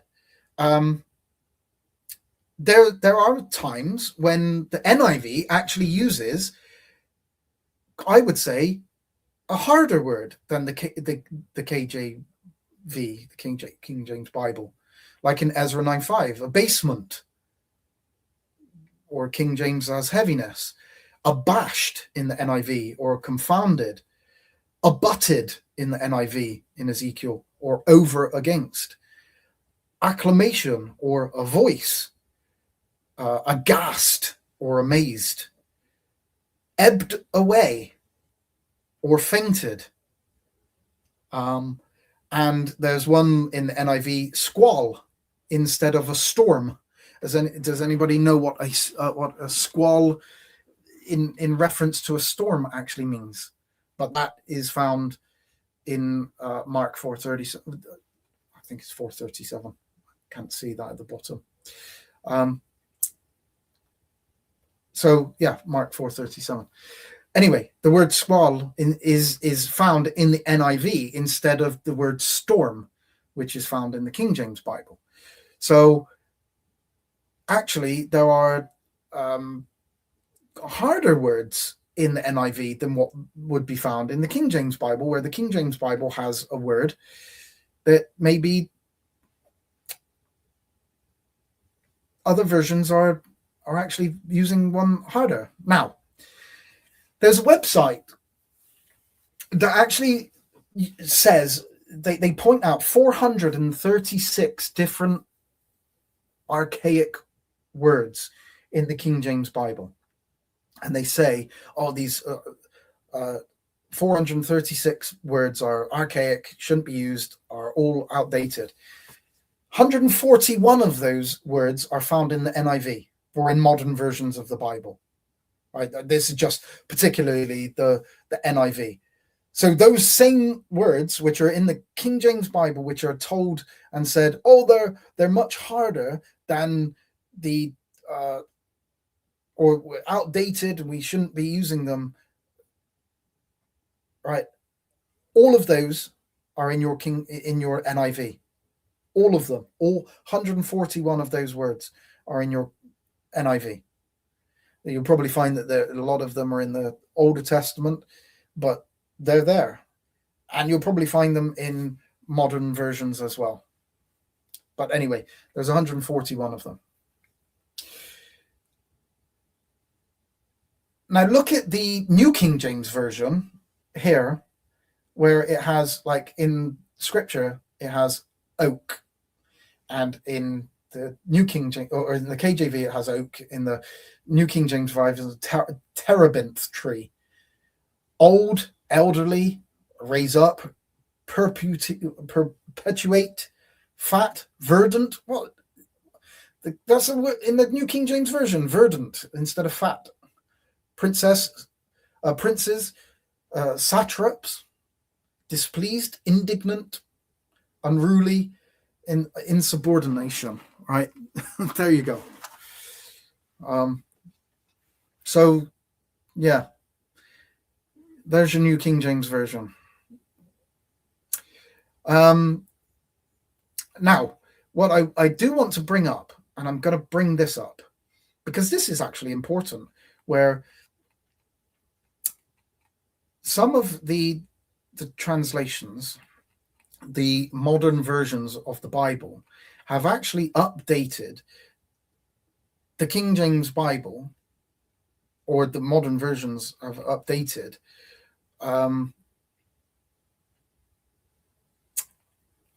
where do I want to? I want to show you one with eagle, where they've changed it to vulture, but I'm gonna have to come back to this in a moment, because I can't find the verse that I'm looking for. All right, Matthew 24:28. That's the one that I wanted. Let me bring that up. Matthew 24:28.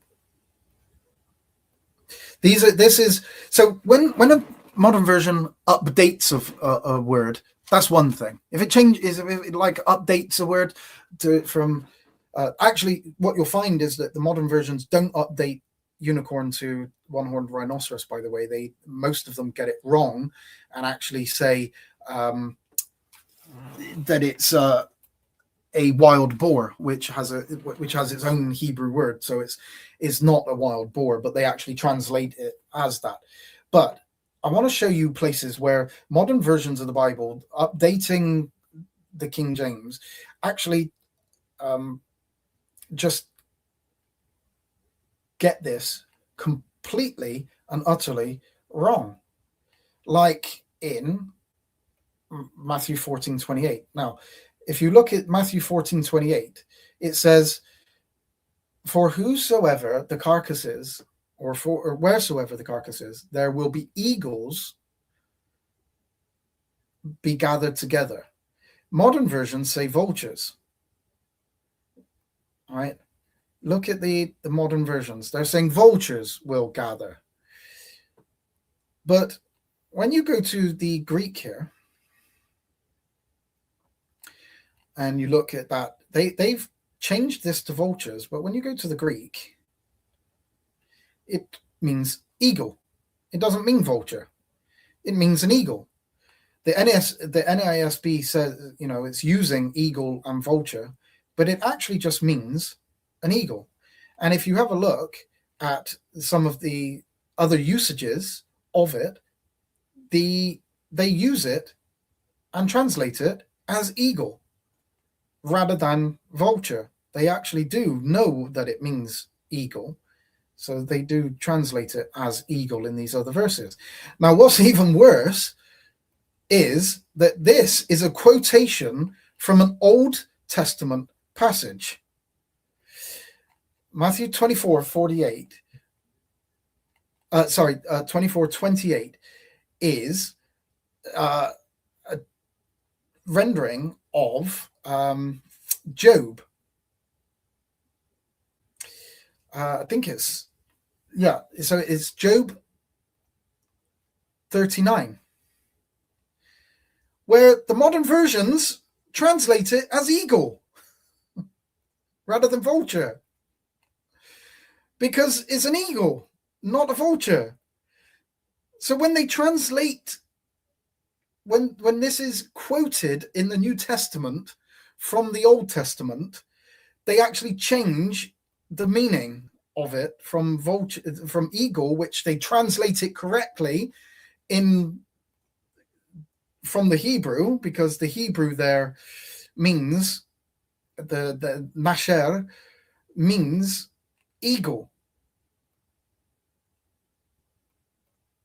And it's hopefully you can still hear me, because it looks like my, can you just let me know if anybody is still hearing me? Am I still live? Because it looks like my internet is buffering, so you may not actually be able to hear me. We actually have a storm going on. Okay, that's good. I don't know why my internet is buffering then. Okay, it's back. Anyway, it means eagles. The nesher means eagles, because that's what it is. It's an eagle. And so when it's translated, when it's quoted in the New Testament, it should mean eagle, not how they've translated it as vulture, when the Greek and the Hebrew mean eagle. Anyway, what do I want to do next? I just wanted to show this. If you read this in these words, if you don't study and look, even you could use these modern English words, right? The court was silent when we entered. What court does that mean? Does that mean a tennis court? Does it mean a court room, as in law? Where are we talking about court? There's also the word case there, which actually I haven't highlighted. But is that the court case? Is that a briefcase? What type of case is that? I held the key. Well, what type of key are we talking about here? The seal, the mark, a trial. Is it a trial as in something you're going to court over, or is it a trial as in something that is difficult and hard? Anyway, even modern English words, you still would have to read the context and maybe even look up the actual understanding of what is going on. So I just wanted to show that there are, even in this, you would still have to figure out what each of those words actually meant. Now, I'm going to hopefully finish very soon, and be finished. I appreciate everybody that's been here, come in, out, listened. Thank you I appreciate everybody that has been here, listened, because this has been quite a long study. I appreciate. But I just want to go in and look at the King James, which King James Bible is correct, because this is another accusation made against it. Is it the 1611, 1629, 1638, 1762, 1769? Which one is correct? Well, actually, all of those are correct, but they're all not correct in a sense. They're all correct, but each addition is not really an addition. What it is they are actually going in and updating the wording in there. They're not changing the wording, they're updating the wording in all of these. So what we have to go back and understand is that in 1611, right, the print press has not long been invented, and it doesn't work like a modern day printer where you just press print and it goes and there you go, your page is done. It doesn't even work like a modern print press. You had to actually, in order to print a writing, you had to do it one letter at a time. You had to print one letter of a word. You would then have to change that letter to the next letter of the word and print that letter on the piece of paper, right? And so a printer would take a very long time to print something like the King James Bible, because you are literally having to change every single letter every time that you want to add another word to the Bible. So what happened is in the 1611 that this was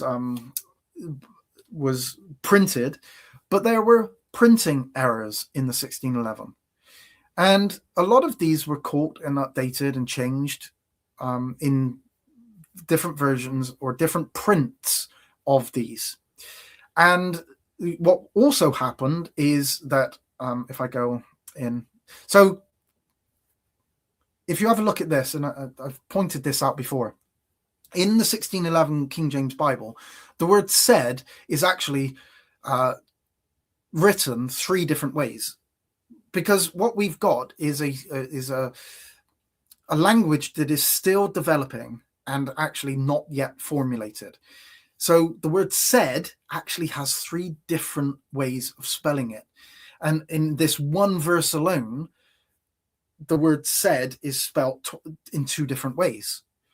And so what the printers, the editions of the King James Bible did as they go on in time, they solidify the language of the English, and so they just change the update this.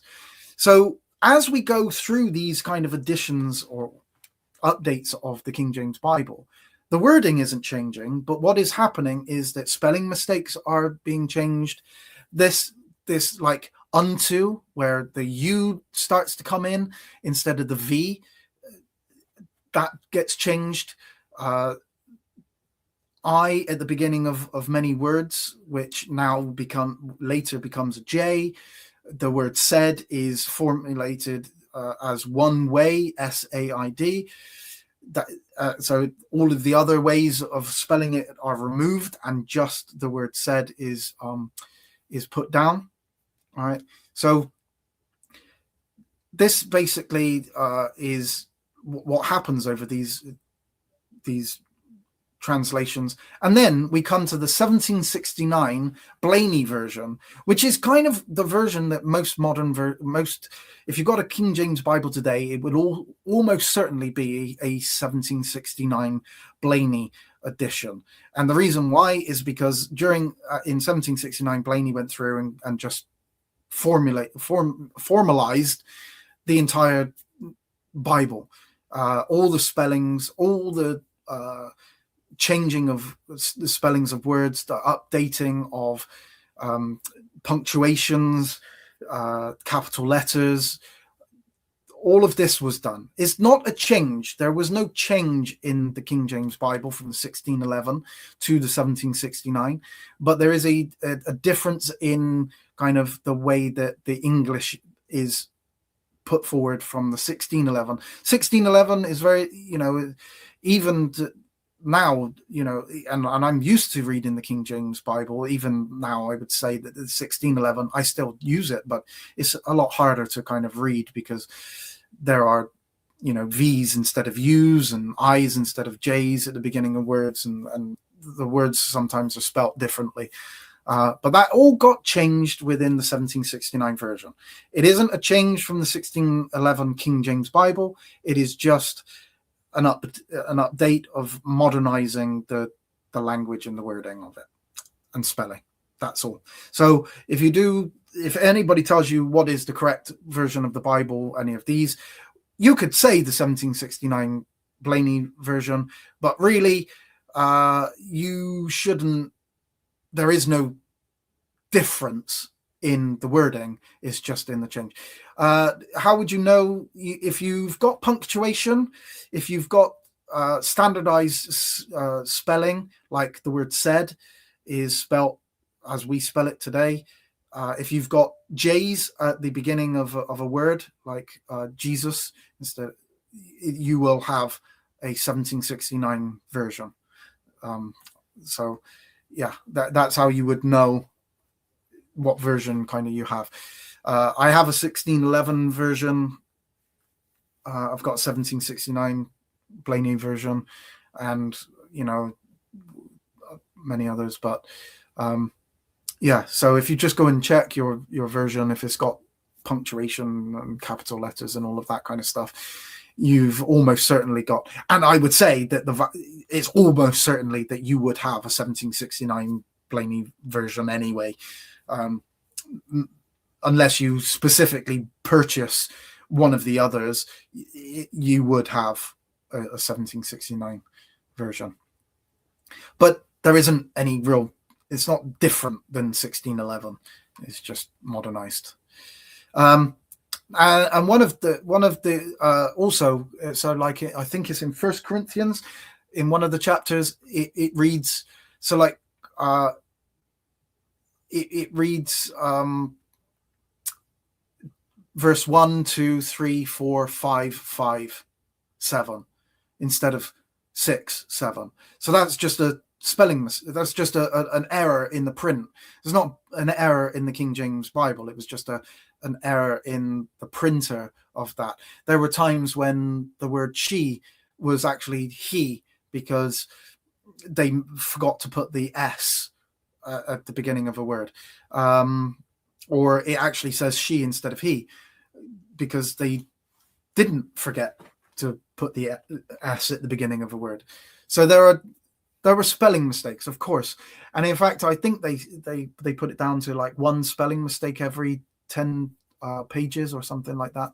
So there was a lot of spelling errors, but these aren't errors in the King James, they're errors in the printing. The text remained the same underlying. Now, there is one change from lamb to ram in the 1769 update, from the 1611. The 1611 reads in number 16, in number 6.4, it reads the word lamb, where in the modern versions it would actually read ram. And the reason for that is not because the King James 1611 was wrong, but because the printer printed the word lamb. If you have a look in that verse, there are actually two other occurrences of the word lamb. And he shall offer his offering unto the Lord, one he lamb for the first year without blemish for a burnt offering, and one ewe lamb. Now look at the way, just have a look at that verse in King James 1611. You'll notice that lamb is spelt differently, unto is there, year is spelt Y-E-E-R-E. These are not incorrect. Sin is S-I-N-N-E. Right, because this is not the language hasn't been formulated. The 1769 updates all of this and changes all of this, and actually you can read it now, and it's a lot clearer. Lamb is changed without the E. The year is spelt how we understand it, but actually this lamb was just somebody, the printer incorrectly put the word lamb there instead of the word ram, and that was changed and updated. Now, there is an Oxford versus Cambridge claim that there is a difference between the Oxford print and the Cambridge print, and I think most people probably have the Cambridge print, but there are actually only 3 differences between these, and actually there isn't any difference between them. and we'll have a look. So in the Oxford, it says there, whom he, and in the Cambridge, it says whom ye. One is a singular, one is plural. But when you look at the context of it, it's talking about every man, he. So he referring to every man. So it's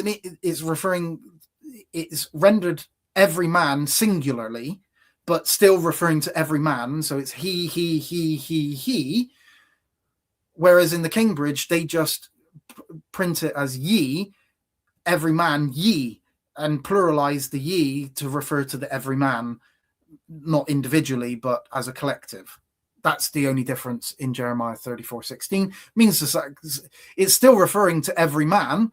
It's just whether it says it singularly to every man or to a plural every man.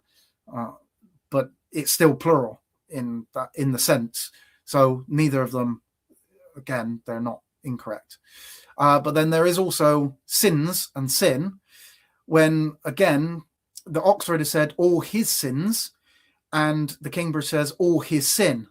Well, all his sin is actually all his sins. It is pluralized because of the all. It's not just a singular, or otherwise it would just be his sin. But all his sin means that the sin is plural. So whether you have all his sin or all his sins, it means the same thing. It means pluralized. And this is an attack against the King James, saying, it's absolutely wrong. And there are different versions, different translations, different renderings. It depends on which version you're reading. You're going to get a different understanding. And then there's one more in the word in Nahum 3:16, where one has fleeth and one has flieth. And in fleeth and flieth mean exactly the same thing. So you can fly from something, and when you flee from it, you are in flight. So in there, the flight of something doesn't necessitate that you're talking about flying in the air, but you're in flight from something, you're fleeing from something. To run away, to take flight, means exactly the same thing. So whether you have flight or flee, means exactly the same thing. And that's it. There you go. I've finished. I've managed to get through all of that after 2 hours of time. Those are really just some of the attacks against the King James Bible that really I don't feel like, are very strong attacks against it. There's more. Obviously, we're going to go in and look at all of the differences of some of the, as I've already pointed out, and I'll bring it back up for anybody that is not being here. This was just an introductory type of kind of introduction to some of the King James Bible issues, just addressing some of the common accusations against King James. I wanted to kind of ease us in, but I will be doing the origins of the King James Bible, looking at how the King James Bible came about, what it's translated from, who the translators were, what they used, all of the build up to that, all the way going back to kind of Erasmus, and looking at some of the claims against Erasmus that are definitely incorrect, but still get put forward today, which is crazy. But so going to build up to the origins of the King James Bible, how and why that was built.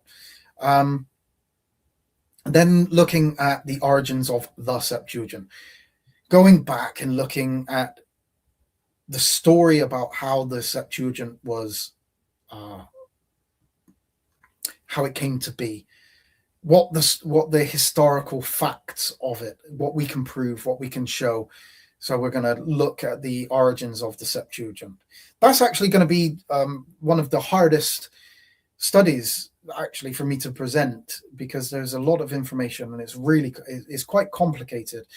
and it's very different than kind of what people believe it to be.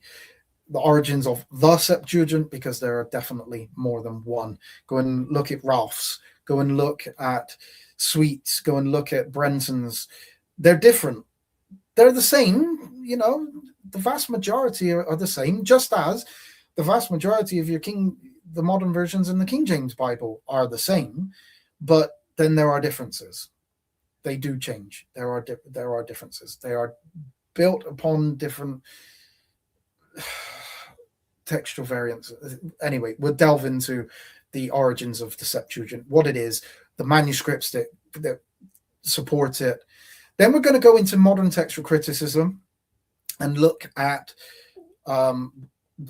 how modern textual criticism works, what some of the claims that it makes, how it chooses what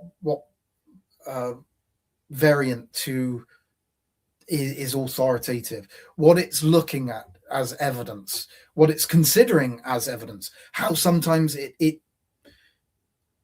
ignores evidence, or doesn't know about the evidence, or cherry picks the evidence, or is already assuming something that has been proven false.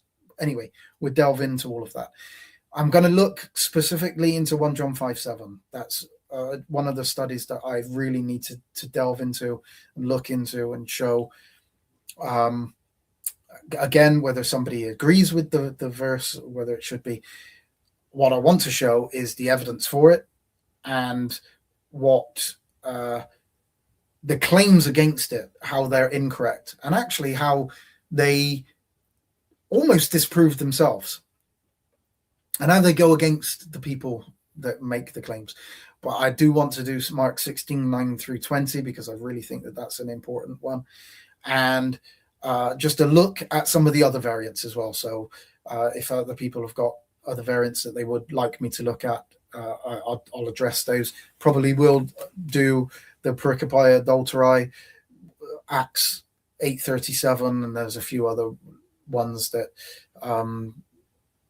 that there are people who have difference of opinions of whether they should be scripture or not scripture. And then at the end of it, I'm just going to kind of have an open discussion where I'm just going to do a whole live just with people who would like to attack the King James Bible or support it. If you've got information that you would like to support it with, or if you just would like to come up and ask questions about what I've presented, or you would really like to show me that, I am fundamentally wrong, the King James Bible is 100% incorrect, and you have 100% proof, you feel free to do that on that last part, which we're going to delve into. Now, saying that, I will open the I'm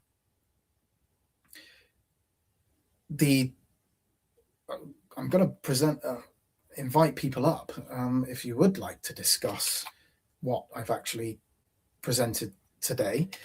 Hopefully don't go too much into, I'm not adverse to questions on the King James or anything like that. But remember, we are going to be dealing with all of these other particular topics. So I don't want to deal with those so much. I don't mind touching on them. I have no problem with touching on the topics. I'm not going to go deep into them because I want to do individual studies on them and do much deeper studies. So feel free to come up and discuss. And if you want to say something that I've said, or address something, feel free. I have no problems. I should, if you are new here and you have enjoyed the study, like I say, it's not for everybody, and I know that this one was kind of really just kind of it wasn't even that deep. It was just kind of touching the surface with some of the claims made against the King James, because I wanted to address some of the things that are said about the King James Bible. But yeah, if you would like to subscribe, feel free to do so. Subscribe, click the bell, and you'll be kept up to date with when I do go into these others in more detail, you'd be kept up to date with that. Again, I do appreciate everybody being here. I know that it isn't a topic that, is it going to be everybody's cup of tea, and it isn't one of those. I don't believe there's a salvational issue. I'm certainly not going to say that. It's not on the same line as, whether which doctrine is true and stuff like that. But it also, as I say, it is something that is used against Christians, especially Muslims and atheists who claim, oh, you don't have a true Bible, nobody knows what the Bible says, it's been corrupted. So it is interesting on that particular on that level. So I would say, it's still a good thing to talk about. I don't want to do just the same thing on my channel every week, and I probably won't do this on. I'm going to do another study on Wednesday. I'll probably do something completely different, because I don't want to just do the King James versus modern versions every single live that I do. And I also don't just want to specifically delve into one particular topic. So I want to mix it up a bit to keep it entertaining and a bit, go into, because there's a lot that I study and I want to present. So I will probably do something else. And then I'll come back to this maybe next Sunday and do another study on this. Maybe, like I say, I'm not even sure exactly which order I'm going to do these in. I'm going to think about that, but these are the parts that I'm probably going to do. And actually, I might even delve modern textual criticism into deeper than one part. It might need it might need two. But yes, like it has been. There are corruptions in the Bible, but that doesn't necessitate that the Bible is corrupted. It just means that certain manuscripts have been changed, or there's errors in the Bible. And this really goes in with the textual criticism to show sometimes how these variants arise. By, I won't use any of the difficult words, but by reading one line and the next line starting with the same word, and so you write the first word, but the second line starts with the same word, and so you actually skip and miss out that whole line that you were meant to be writing, and then you write the next line, and then that manuscript actually loses a verse out of the text, not through any deliberate, but because somebody has missed the line. That goes the same with a word, or the ending of a word that looks the same as another ending of a word. And you've got to remember, they're doing this by eye. They have to look at that, and then they write it, that letter down, then they go to the back and they go back. And so your eye sometimes, and they're doing this for hours and hours a day, they've got to write out a whole Bible. And so this happens. But then there are also changes that are deliberate. A scribe looks at something and oh, that looks wrong, or I want to change that for whatever reason, and we'll delve into those as well. But yeah, anyway, we'll look at that.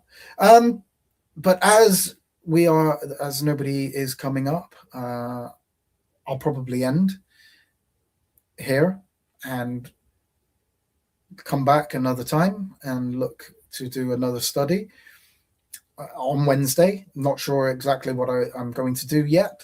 I haven't decided, but if you would like to subscribe and click that the bell so that you're kept up to date when I do go live. And Clayt has arrived, so he wants to keep me here. That's fine. I have no problem. Hey, Clayt. Hey, how are you? Hang on a second.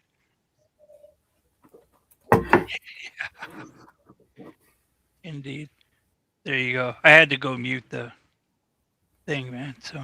Oh, right. So you had to. Okay. The YouTube. Yeah. Yep. I just muted it. But yeah. So. Yeah. The whole point is that after today, also you're going to be talking. Do you know when you're going to go into that whole thing about the different kinds of text and all that? And Yeah, over the next couple of weeks, I should do them. Probably another study, maybe next. I may choose to do one on Wednesday. I don't know what I'm going to do yet on Wednesday. I okay, might choose to do one of them, uh, all right. but maybe if not, I'll probably do it next Sunday, and then just change some studies up. But then also, I really do want to delve into this particular issue because it isn't just so much about the King James and modern versions. It is also about looking into the origins of the Bible, Mm-hmm. the origins of the King James, the origins of Septuagint, whether the differences in the Septuagint and the Hebrew. So those are interesting as well. Whether really that's another study that I want to do. Whether whether the New Testament utilizes the Septuagint, whether the disciples and Jesus actually quoted the Old Testament in Hebrew or Greek. These are all studies, all related to this kind of topic that I want to delve into. And there Yeah. are, as Rick Johnson points out, there are differences between the Masoretic and the LXX. There is no question between those, Uh, and that is the point that why I want to delve into what the Septuagint is and what it isn't, and what the Masoretic text is and what it isn't. So. right, Yeah. and that's what the LXX is, right? For those that don't know, that is that Septuagint, right? And then the Yeah, the Masoretic. LXX is basically just the Latin version of 70. So The LXX, Latin version of this. L50. Yeah. Okay. No, it's not the Latin version, it's the Latin way of saying it. So Oh, oh. Okay. LXX, yeah, LXX would be the Latin way of saying 70. So yeah. And Greek would be Septuagint. So, Okay. yeah. Yeah, I'm So asking it's that the same because thing. obviously, yeah, but a lot of people hear that and they're not familiar with it, right? Because I know I Yeah. heard that for a long time and I didn't necessarily know what it was. I just knew it was out there, but I didn't really understand it at all. You know. Yeah. Yeah. So mentioning those, it's good to point that out. But to everybody, my whole thing for coming up and asking LJ if he's going to be talking about that is because it is really interesting stuff, and it is going to be a lot of stuff that if you don't know much about it, you're going to learn things, right? You really are going to learn things, and if you have thoughts like me about certain things, you'll end up understanding and appreciating why people like LJ have the view that they do toward the KJV translation. And even from what I understand, I tend to agree with why they want those particular documents used rather than the vast majority of Bibles that use the other class of text, right? So you're going to want to stick around and hear about it because it is good stuff. And LJ knows a lot about it, right? And he's Mm, going to bring it to your attention. So mm, for you guys here on YouTube or here on Rumble, make sure that you're notified by clicking the subscribe or follow button, whichever to that proper platform. But then make sure you hit the notification bell so that you know that the lives are going on. Okay, because again, you're mm. gonna want to hear that stuff when he starts talking about those old classifications of the text and how they got to be what they are. Because when you start getting to that Westcott and Hort stuff, man, I mean, it's some crazy stuff. It is really, Yeah, truly some I crazy stuff. definitely that's definitely going to come in with like the modern textual criticism. So when we go into delving into what modern textual criticism is, and how it functions and how it all really come about, and a lot of the kind of assumptions that or basis of modern critical text, actually a lot of it goes back to Westcott and Hort. Um, so with and some of the claims that they made, and kind of at the time they could make those claims, like the oldest and best manuscripts. Now, they were classified as the oldest and best manuscripts at that particular time.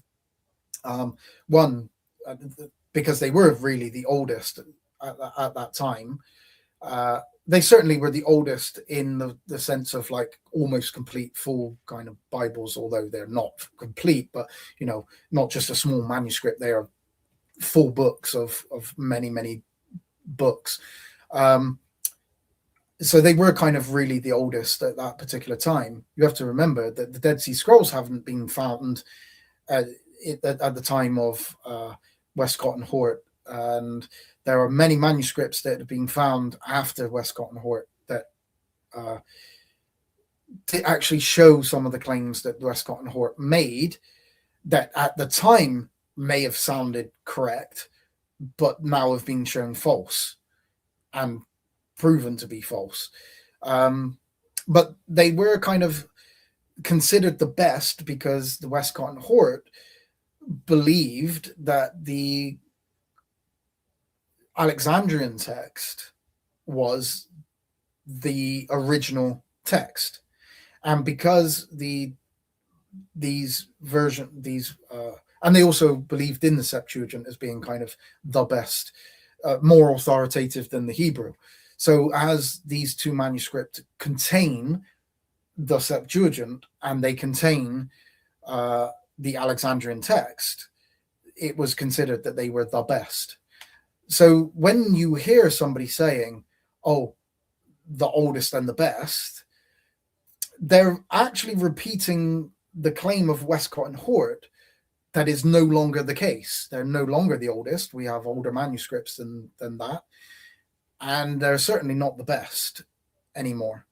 On the basis that some of the claims against the Byzantine text have been shown false. But if you still hold to the Alexandrian text, then those two manuscripts are your basis. If you read a modern version of the Bible, the vast majority of modern versions are really based upon Codex Vaticanus and Codex Sinaiticus. Those are the two. Now, yes, there are some other manuscripts that go along with that kind of maybe agree, but the vast majority are based upon those two manuscripts. And really, Vaticanus is the one that is the predominant manuscript.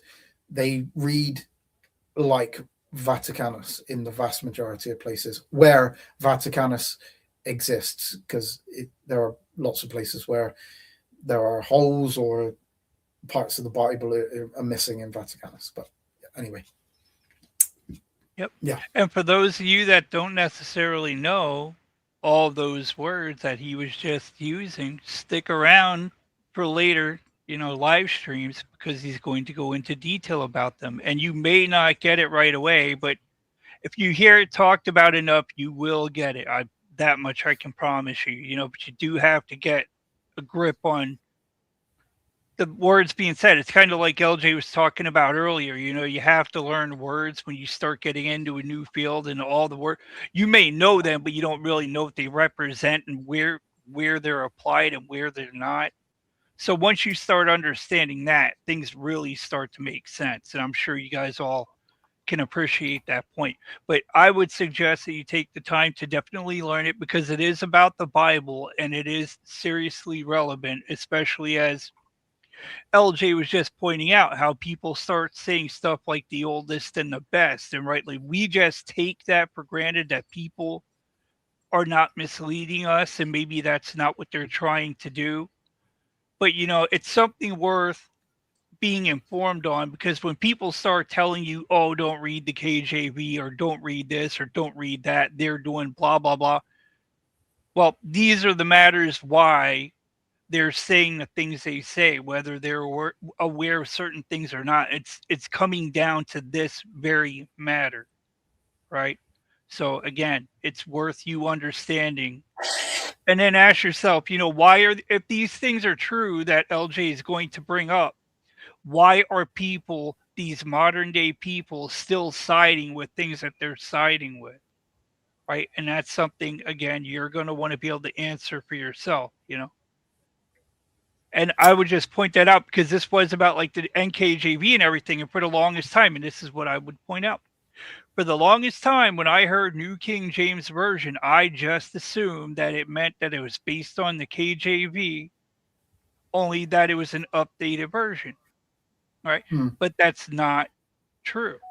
Now, like LJ said, they may follow the old KJV a lot, but there's a lot of stuff where they choose to use the other class of text. See, and when you do that, it to call it the New King James Version really is misleading because it's not even based mainly on the text that the KJV is based on. Why Yeah. would they do that? And those are things that, again, LJ is going to get into, right? LJ? Yeah. Oh, yeah. We're Yeah. going to look at that. So Nick Sayers of Revolution is here. So Nick is has his own channel. It's called Revolution. If anybody wants Hey. to delve deeper, really, because Nick is constantly talking on the King James version. Very, very well studied man on the King James, and I do go to his channel and listen. Actually, he was on there. He was on last night, and I listened. He's a very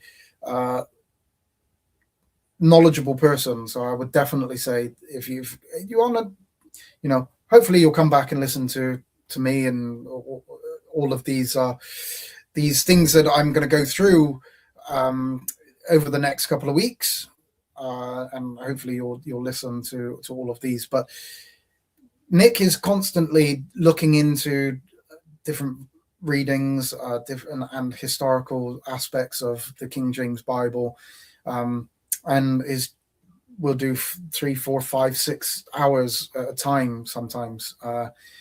So he's definitely somebody that I would recommend going and listening to. We obviously, and he knows that we obviously disagree theologically on certain things, but the King James is certainly not something that we disagree about. So I would definitely say go and listen to Nick. He's definitely worthwhile listening to. So, and there's also other people on that channel as well, who also have very good things to say.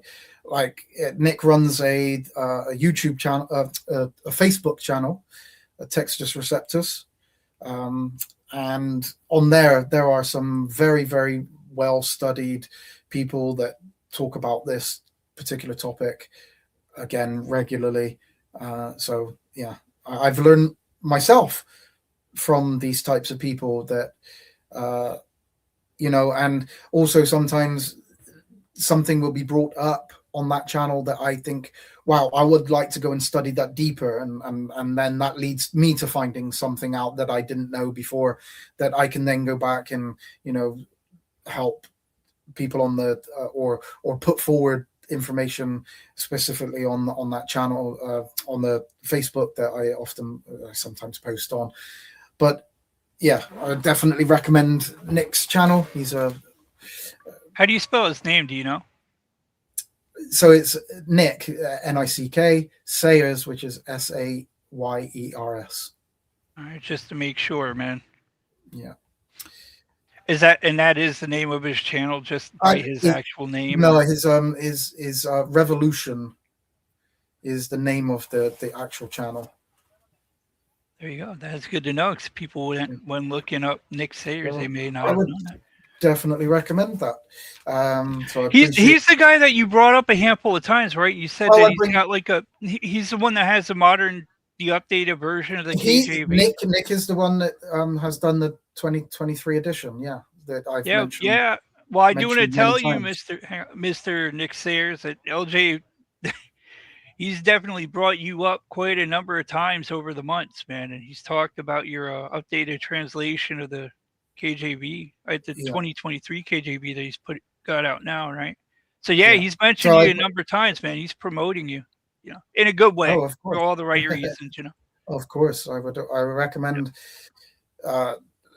people that I theologically we disagree on stuff, but there are people that study the King James Bible, it's a deep thing for people that use the King James Bible, because as I've said many times before, people attack the King James Bible and the people that kind of put forward the King James Bible. It's a regular thing that happens, regardless of your theology, whether you're Catholic or Protestant, or whether you're Trinitarian, Unitarian, Oneness, whatever your theology. If you're using the King James Bible, you will be attacked for it. And so King James people seem to kind of study this particular topic a lot, because they want to have defense for themselves, because it is something that gets used against us a lot. And especially in my position, specifically being with my theology, I get attacked in multiple ways because of my position with the King James Bible, because it gets spouted a lot that my theology is disproven by King James, and so even people with my belief don't want to hold on to it, and they attack me for it. And then everybody else who just attacks the King James Bible also attacks as well. So I've had to learn. I've had to learn the King James Bible. Indeed. Yeah. Sorry, so you're saying though mainly that 1 John 5:7 verse, is that the one that people mainly think is a complete issue for you, like a person that holds 1 John 5:7. 1 John 5:7 is without doubt, I would say, the verse that everybody loves to say to prove the King James Bible is wrong. It's 1 John 5:7. There are other verses that they will attack, and readings, as I've pointed out, unicorn. Oh, your Bible has unicorns in it. Yes, it does. And go and understand what a unicorn is in 1611 and what it means. We're not talking about that fictional horse-like character with the coned nose type thing. But yeah, 1 John 5:7 is the one that I've had the most amount. And in fact, actually, Nick is going to be doing in September. I'm going to jump in there first by doing 1 John 5:7, a study on 1 John 5:7 before. But he's doing a seminar on 1 John 5:7 in September, where there's going to be actually quite a lot of well-known defenders of the King James Bible there, and specifically 1 John 5:7. So I would tell anybody to go, but I am going to steal some of the thunder by delving into 1 John 5:7 prior to that. And a lot of the information that I will have is going to be nothing new, really, to those that already studied the King James issue, and those that hold to the King James. There may be one or two things I might bring up and point out, or a different viewpoint of something I might say, but the vast majority of the information is just well known to those that already hold to this, because we know that we already know the arguments against 1 John 5:7, and we already know the positions of other people that argue against it. The same arguments are presented to us. Erasmus only used 6 manuscripts. Erasmus only included it in the 3rd edition after he made a bet. It's not in any of the Greek manuscripts prior to the 14th century, or sometimes it's said the 16th century. We know all of it. We know the arguments against it. So, and we know how wrong they are. But yeah, rhinos are unicorns. Exactly, Mike. Freddie, yeah, you're right. The unicorn simply meant really a one-horned rhinos, which is exactly why the King James Bible translators themselves put in the margin where they have unicorn, they have rhinoceros in the margin, because or it says or rhinoceros, because that's what it meant. And still today, Unicornus, what is it? Unicornus rhinoceros is the, or mono. Anyway, I'll bring that up at some point. Yeah. I forget he listed yeah. a few people that are going to be there, I guess, with him. Some Jeff Riddle, yeah. So Steve Jeff Avery. Riddle, Stephen Avery. I've had Stephen Avery on my channel where we discussed 1 John 5:7, and he gave some of the information that he knew and understood. Brian Ross is there, Patrick Van Cleek, who has. Ooh, that's a fun name, man. Tell that dude I said he's got a cool name. Oh, it's Van Cleek. He's done debates on the King James. Jonathan Sheffield, who is actually been debating, or is going to debate, or has debated in the past, Bart Ehrman, but actually going to debate him again. Mike Ferraro, and Mike Holner, those two. I'll tell you what, the information that those two are coming up with, especially on the manuscript evidence, is insane. Because they're actually going through virtually every single one. Well, they're working through them, all of the manuscripts that are claimed to not contain 1 John 5:7, and they're just looking at what it actually reads, and any kind of anomalies in those manuscripts. So they're bringing up a lot of this information. It's brilliant. Yep. It's absolutely brilliant. Yeah. And again, for anybody who wants to know, that's a conference that Nick Sayers is having, right? It's going to be September 10th and 11th of 2026 for anyone that's interested. And that's on his website. He's going to be holding that. It'll be on his website, it'll be on his YouTube, and also on Facebook as well. Now, Matthew 28:19 is an interesting verse, because, and I'm not going to go massively into. I might actually do Matthew 28:19 when I do the other variants, but there isn't a Greek manuscript that we have. It says that it's an obvious Trinitarian forgery. There isn't a Greek manuscript that we have in existence that contains Matthew 28:19 that doesn't have those words. Right? This isn't a textual variant. It's just a claim by people who don't like the verse. There is no textual variant there in the Greek. 100% of our manuscripts that contain that portion of text contain the words. So now I'm not saying that 100% of our manuscripts contain Matthew 28:19, because that's incorrect. If the manuscript contains Matthew 28:19, that portion of the text, then it has those wording. You can't, something like P52, which only has a portion of John, tiny little piece of John, you couldn't say, oh, well, that doesn't contain 1 John 5:7, or it doesn't contain Matthew 28:19. No, of course it doesn't, because there's only a tiny piece of manuscript. What I'm talking about is manuscripts that contain that portion of the text. They have the words in there. It's not a forgery. It is literally just not a forgery, but you have to understand what it means. That's a different thing. But we can't just reject something because we don't like the sound of it. It doesn't sound right. So, it must be a forgery. No, it's not a forgery. There's no evidence that that's a forgery.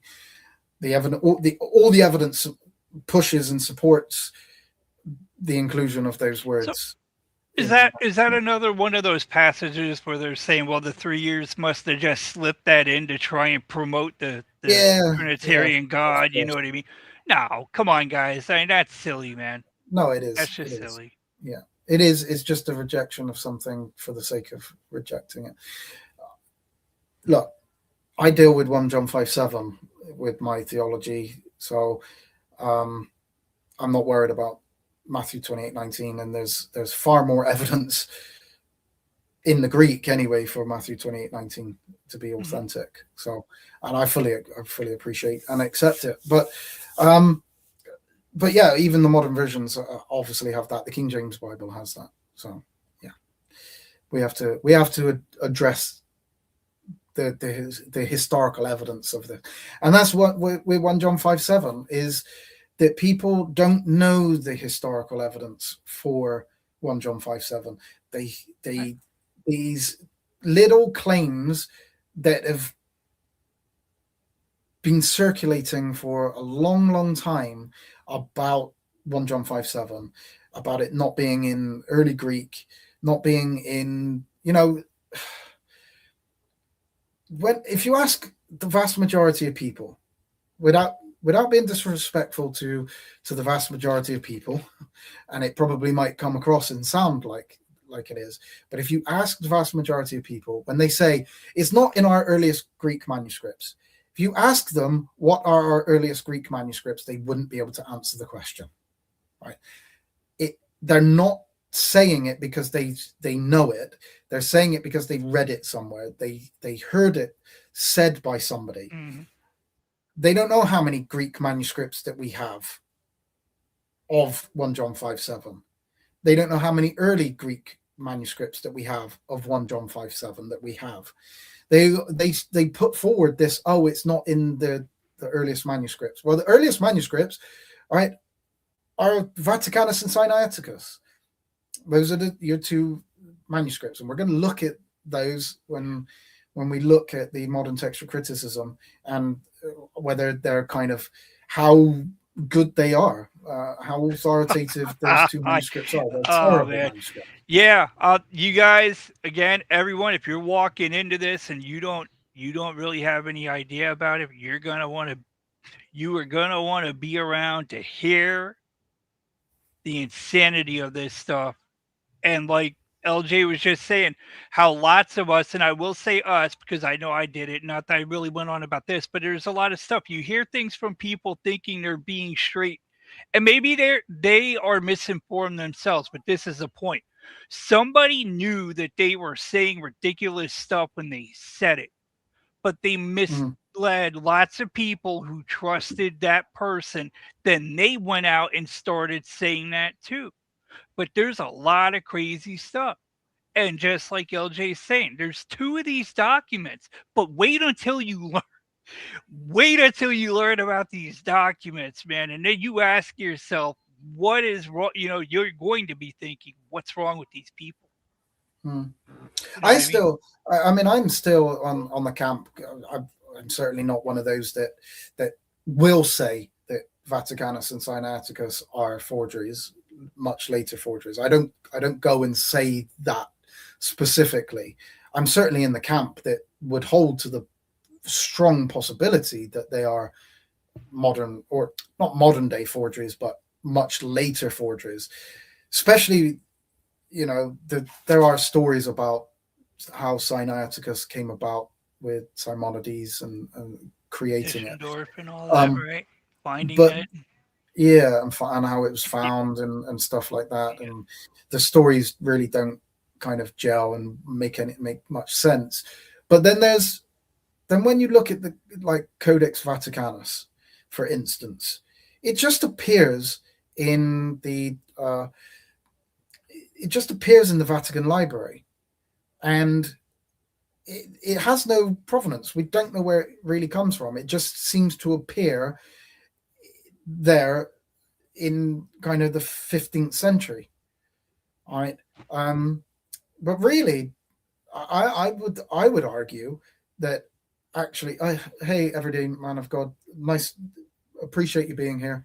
Thank you very much for taking your time and listening in. I do appreciate it very much. But when it comes to this, it just seems to appear in the Vatican, and it's around the kind of the time of the Reformation. And the thing is that the record that we have, or that the Vatican has, of this being in the Vatican Library being recorded is not an original record, is a duplicate. And so actually somebody could very well have inserted the record of it being there in the Catholic Church. Yeah. So I don't actually believe that it was there when they said that it was there. I don't even believe that it was there when they said it was. Now, we do know that at the time that Erasmus was doing his work, that it does, there is a manuscript there that seems to be the Codex Vaticanus that he actually gets readings from, and he rejects them as authoritative. But yeah, well, I'll delve into that more into when we go into the textual criticism of 1 John 5:7 as well. Yeah. It's going to But be yeah, good stuff, guys. Yeah, I hope so. It will be, man. I mean, it's going to be Yeah. deep. I'll let you folks know that right now. It's going to be one of them videos you're probably going to have to watch like 2-3 times. Give yourself time to think about it and watch it again, you know?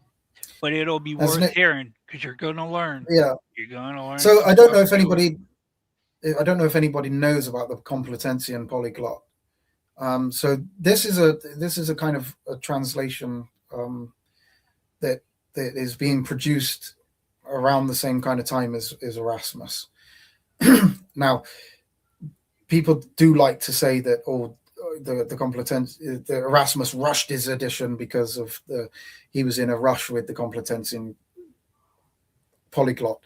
But they had access to, they were using Vatican manuscripts, and they didn't use the Codex Vaticanus. Now, you have to ask why nobody is using this manuscript. You also have to ask why, if this manuscript is a 4th century manuscript, as they like to say that it is, why it is still in the condition that it is in. The same as Sinaiticus. As manuscripts are used, I mean, you have a look at, I look at a Bible that I had when I first started studying, what was that, 10, 11 years ago. That Bible is not in the same condition as when I bought it. Now, you think about a manuscript that is 1,500 years old, right? And you're saying that this was a superior manuscript to all others, and that this is the manuscript that we should base all of our, what should be authoritative. You have a look at the state of the other manuscripts around that kind of time. There's a lot of manuscripts that are in pieces and fragmentary. Why? Because they were probably used manuscripts, and especially that type of paper and the papyri that we have as well. That's only from one particular portion of Egypt, or it's only in Egypt that the papyri are found. But it gets corroded, it disintegrates. As you're using it, it will start falling apart. It will wear away. Why are these 2 Bibles that are supposedly the best? Nobody was using them. Nobody is using these Bibles, otherwise we wouldn't have them. Certainly not in the condition that they're in. And the reason why they're in that condition is probably because nobody actually utilized them, because they are terrible, terrible manuscripts. And they have a lot of errors. They don't agree with each other.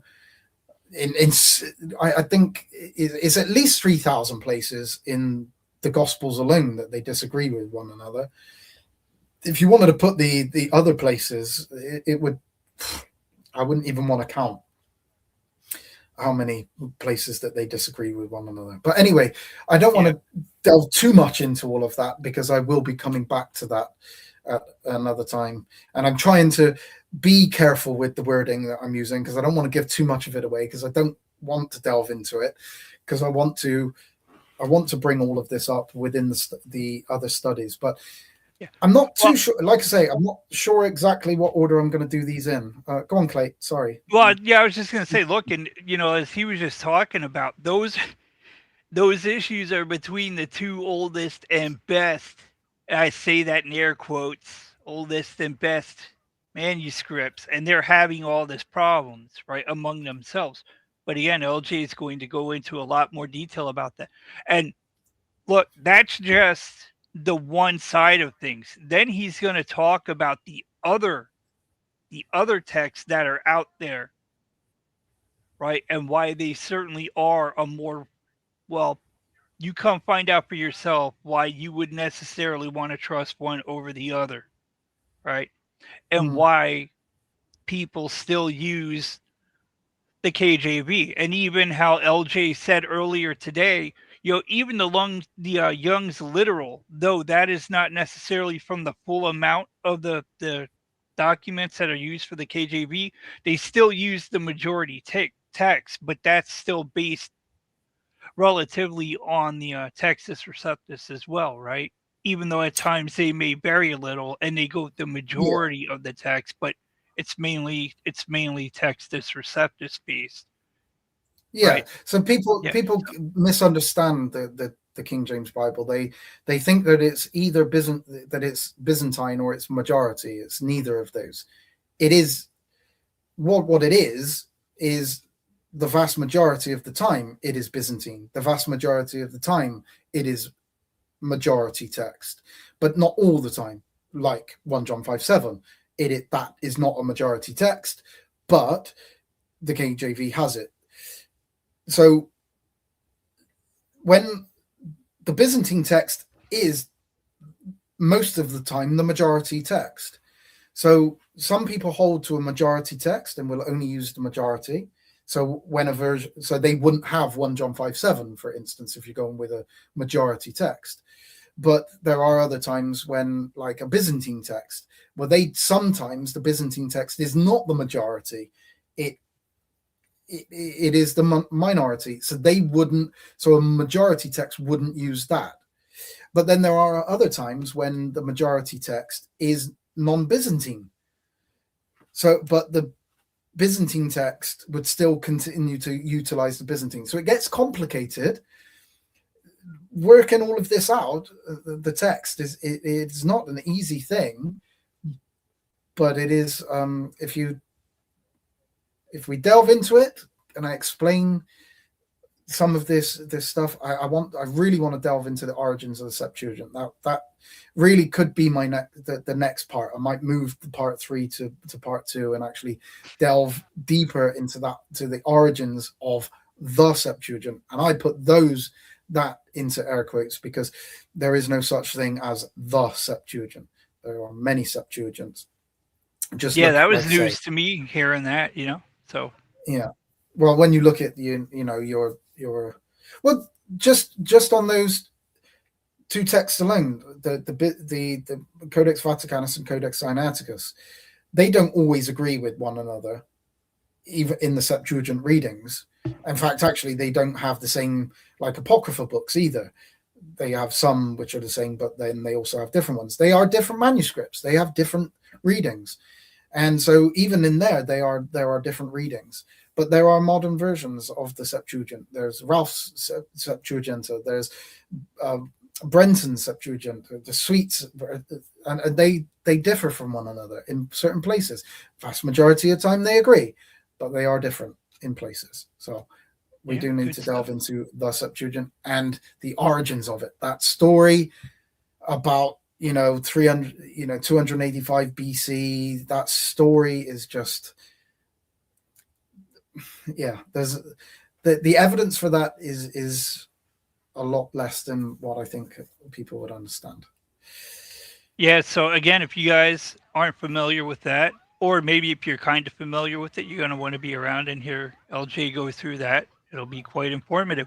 And for those of you that aren't too familiar with the channel, or you are really not familiar at all because you're new, right? Go into LJ's channel, mainly on YouTube. You guys, if you're on Rumble, you're probably going to want to come over to the YouTube side because LJ's kind of new to the Rumble side, so he's just now really starting to put stuff up there.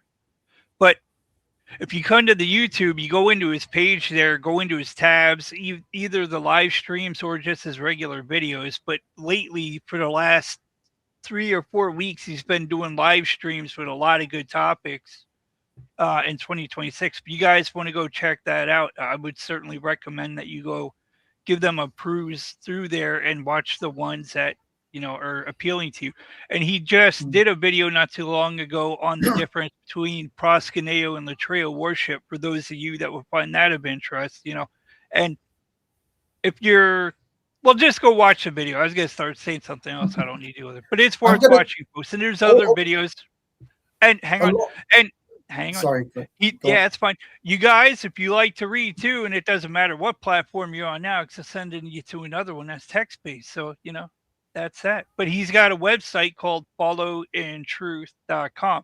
He's got lots and lots of writings over there that he's done throughout the years. All right. So if you guys like to read stuff and all that, go over to his website at followintruth.com and go give all those articles a read that he's done. And a lot of them are pretty extensive, ladies and gentlemen. So you'll definitely come away with a lot of knowledge from his writings. And he's got lots of sources there. All right. So those would also be very helpful to you. So go give that stuff a view. I'd certainly appreciate that. Thank you. Oh, and I will say, if you guys didn't get to hit the like button, now during the live stream or during the replay, if you don't mind hitting the like, on either Rumble or YouTube, we would certainly appreciate you doing that. Okay. With Yeah. that, I do yield. And thank you, everyone. I'll say that. Yeah, no, I appreciate everybody being here and listening Indeed. in to me waffle on for hours on end. But a lot of the studies that I've done that are on the YouTube in the past, I'm going to actually redo, because I do add to my studies in time, and they're old, and I would like to redo them. So even the ones which are kind of a couple of years old, I'll probably redo a lot of the studies, and I try to do different topics on my studies.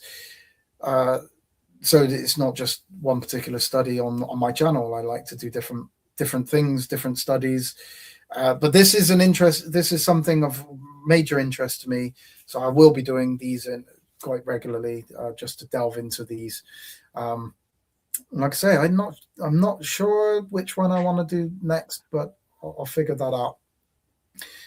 But Rick, that's funny, man. But maybe Jesus will resurrect it, huh?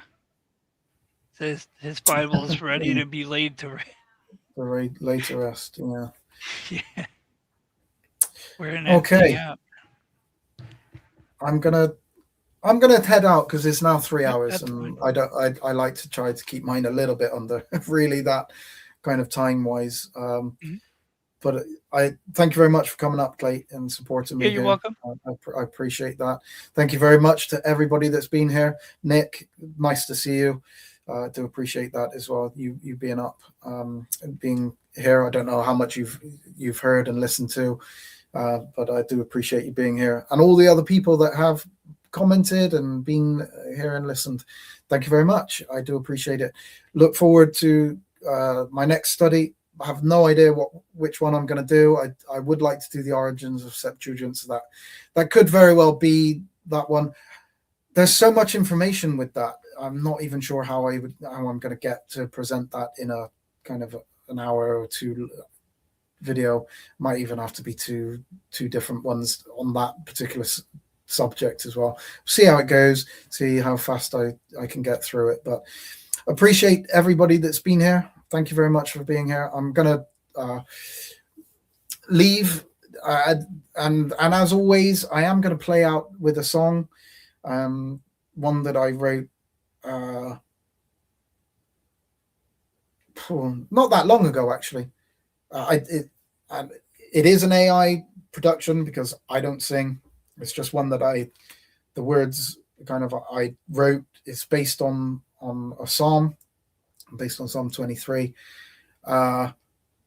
So yeah, you might listen to it. It's a bit calmer. It's a bit more mellow. So maybe you might not like it. I don't. It depends on what type of music you like. But I'm going to play out with that particular song. It is available on my YouTube. You can go and listen to it. Like I say, it is one that I wrote, but it's not me singing it. It is AI. I had to do that because, unfortunately, you don't want me singing it. Certainly not. So anyway, I'll leave it there. Shalom all. Thank you very much. Please like and subscribe. You'll be kept up to date with when I go live next. So I'll leave it there. Thank you very much.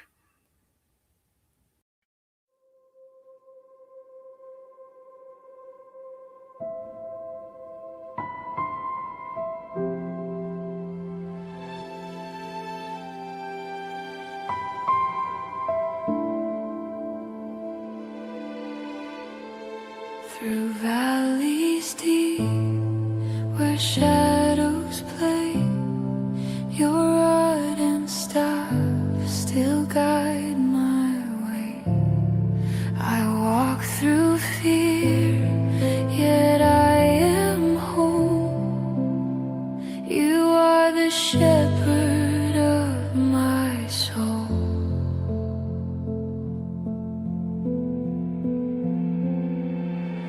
Lead me where waters flow.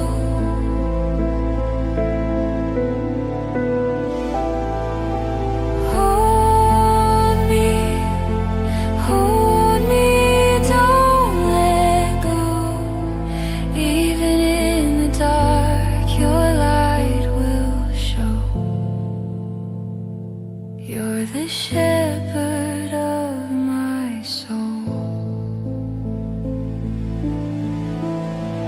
Green pastures stretch, a quiet scene, the table set.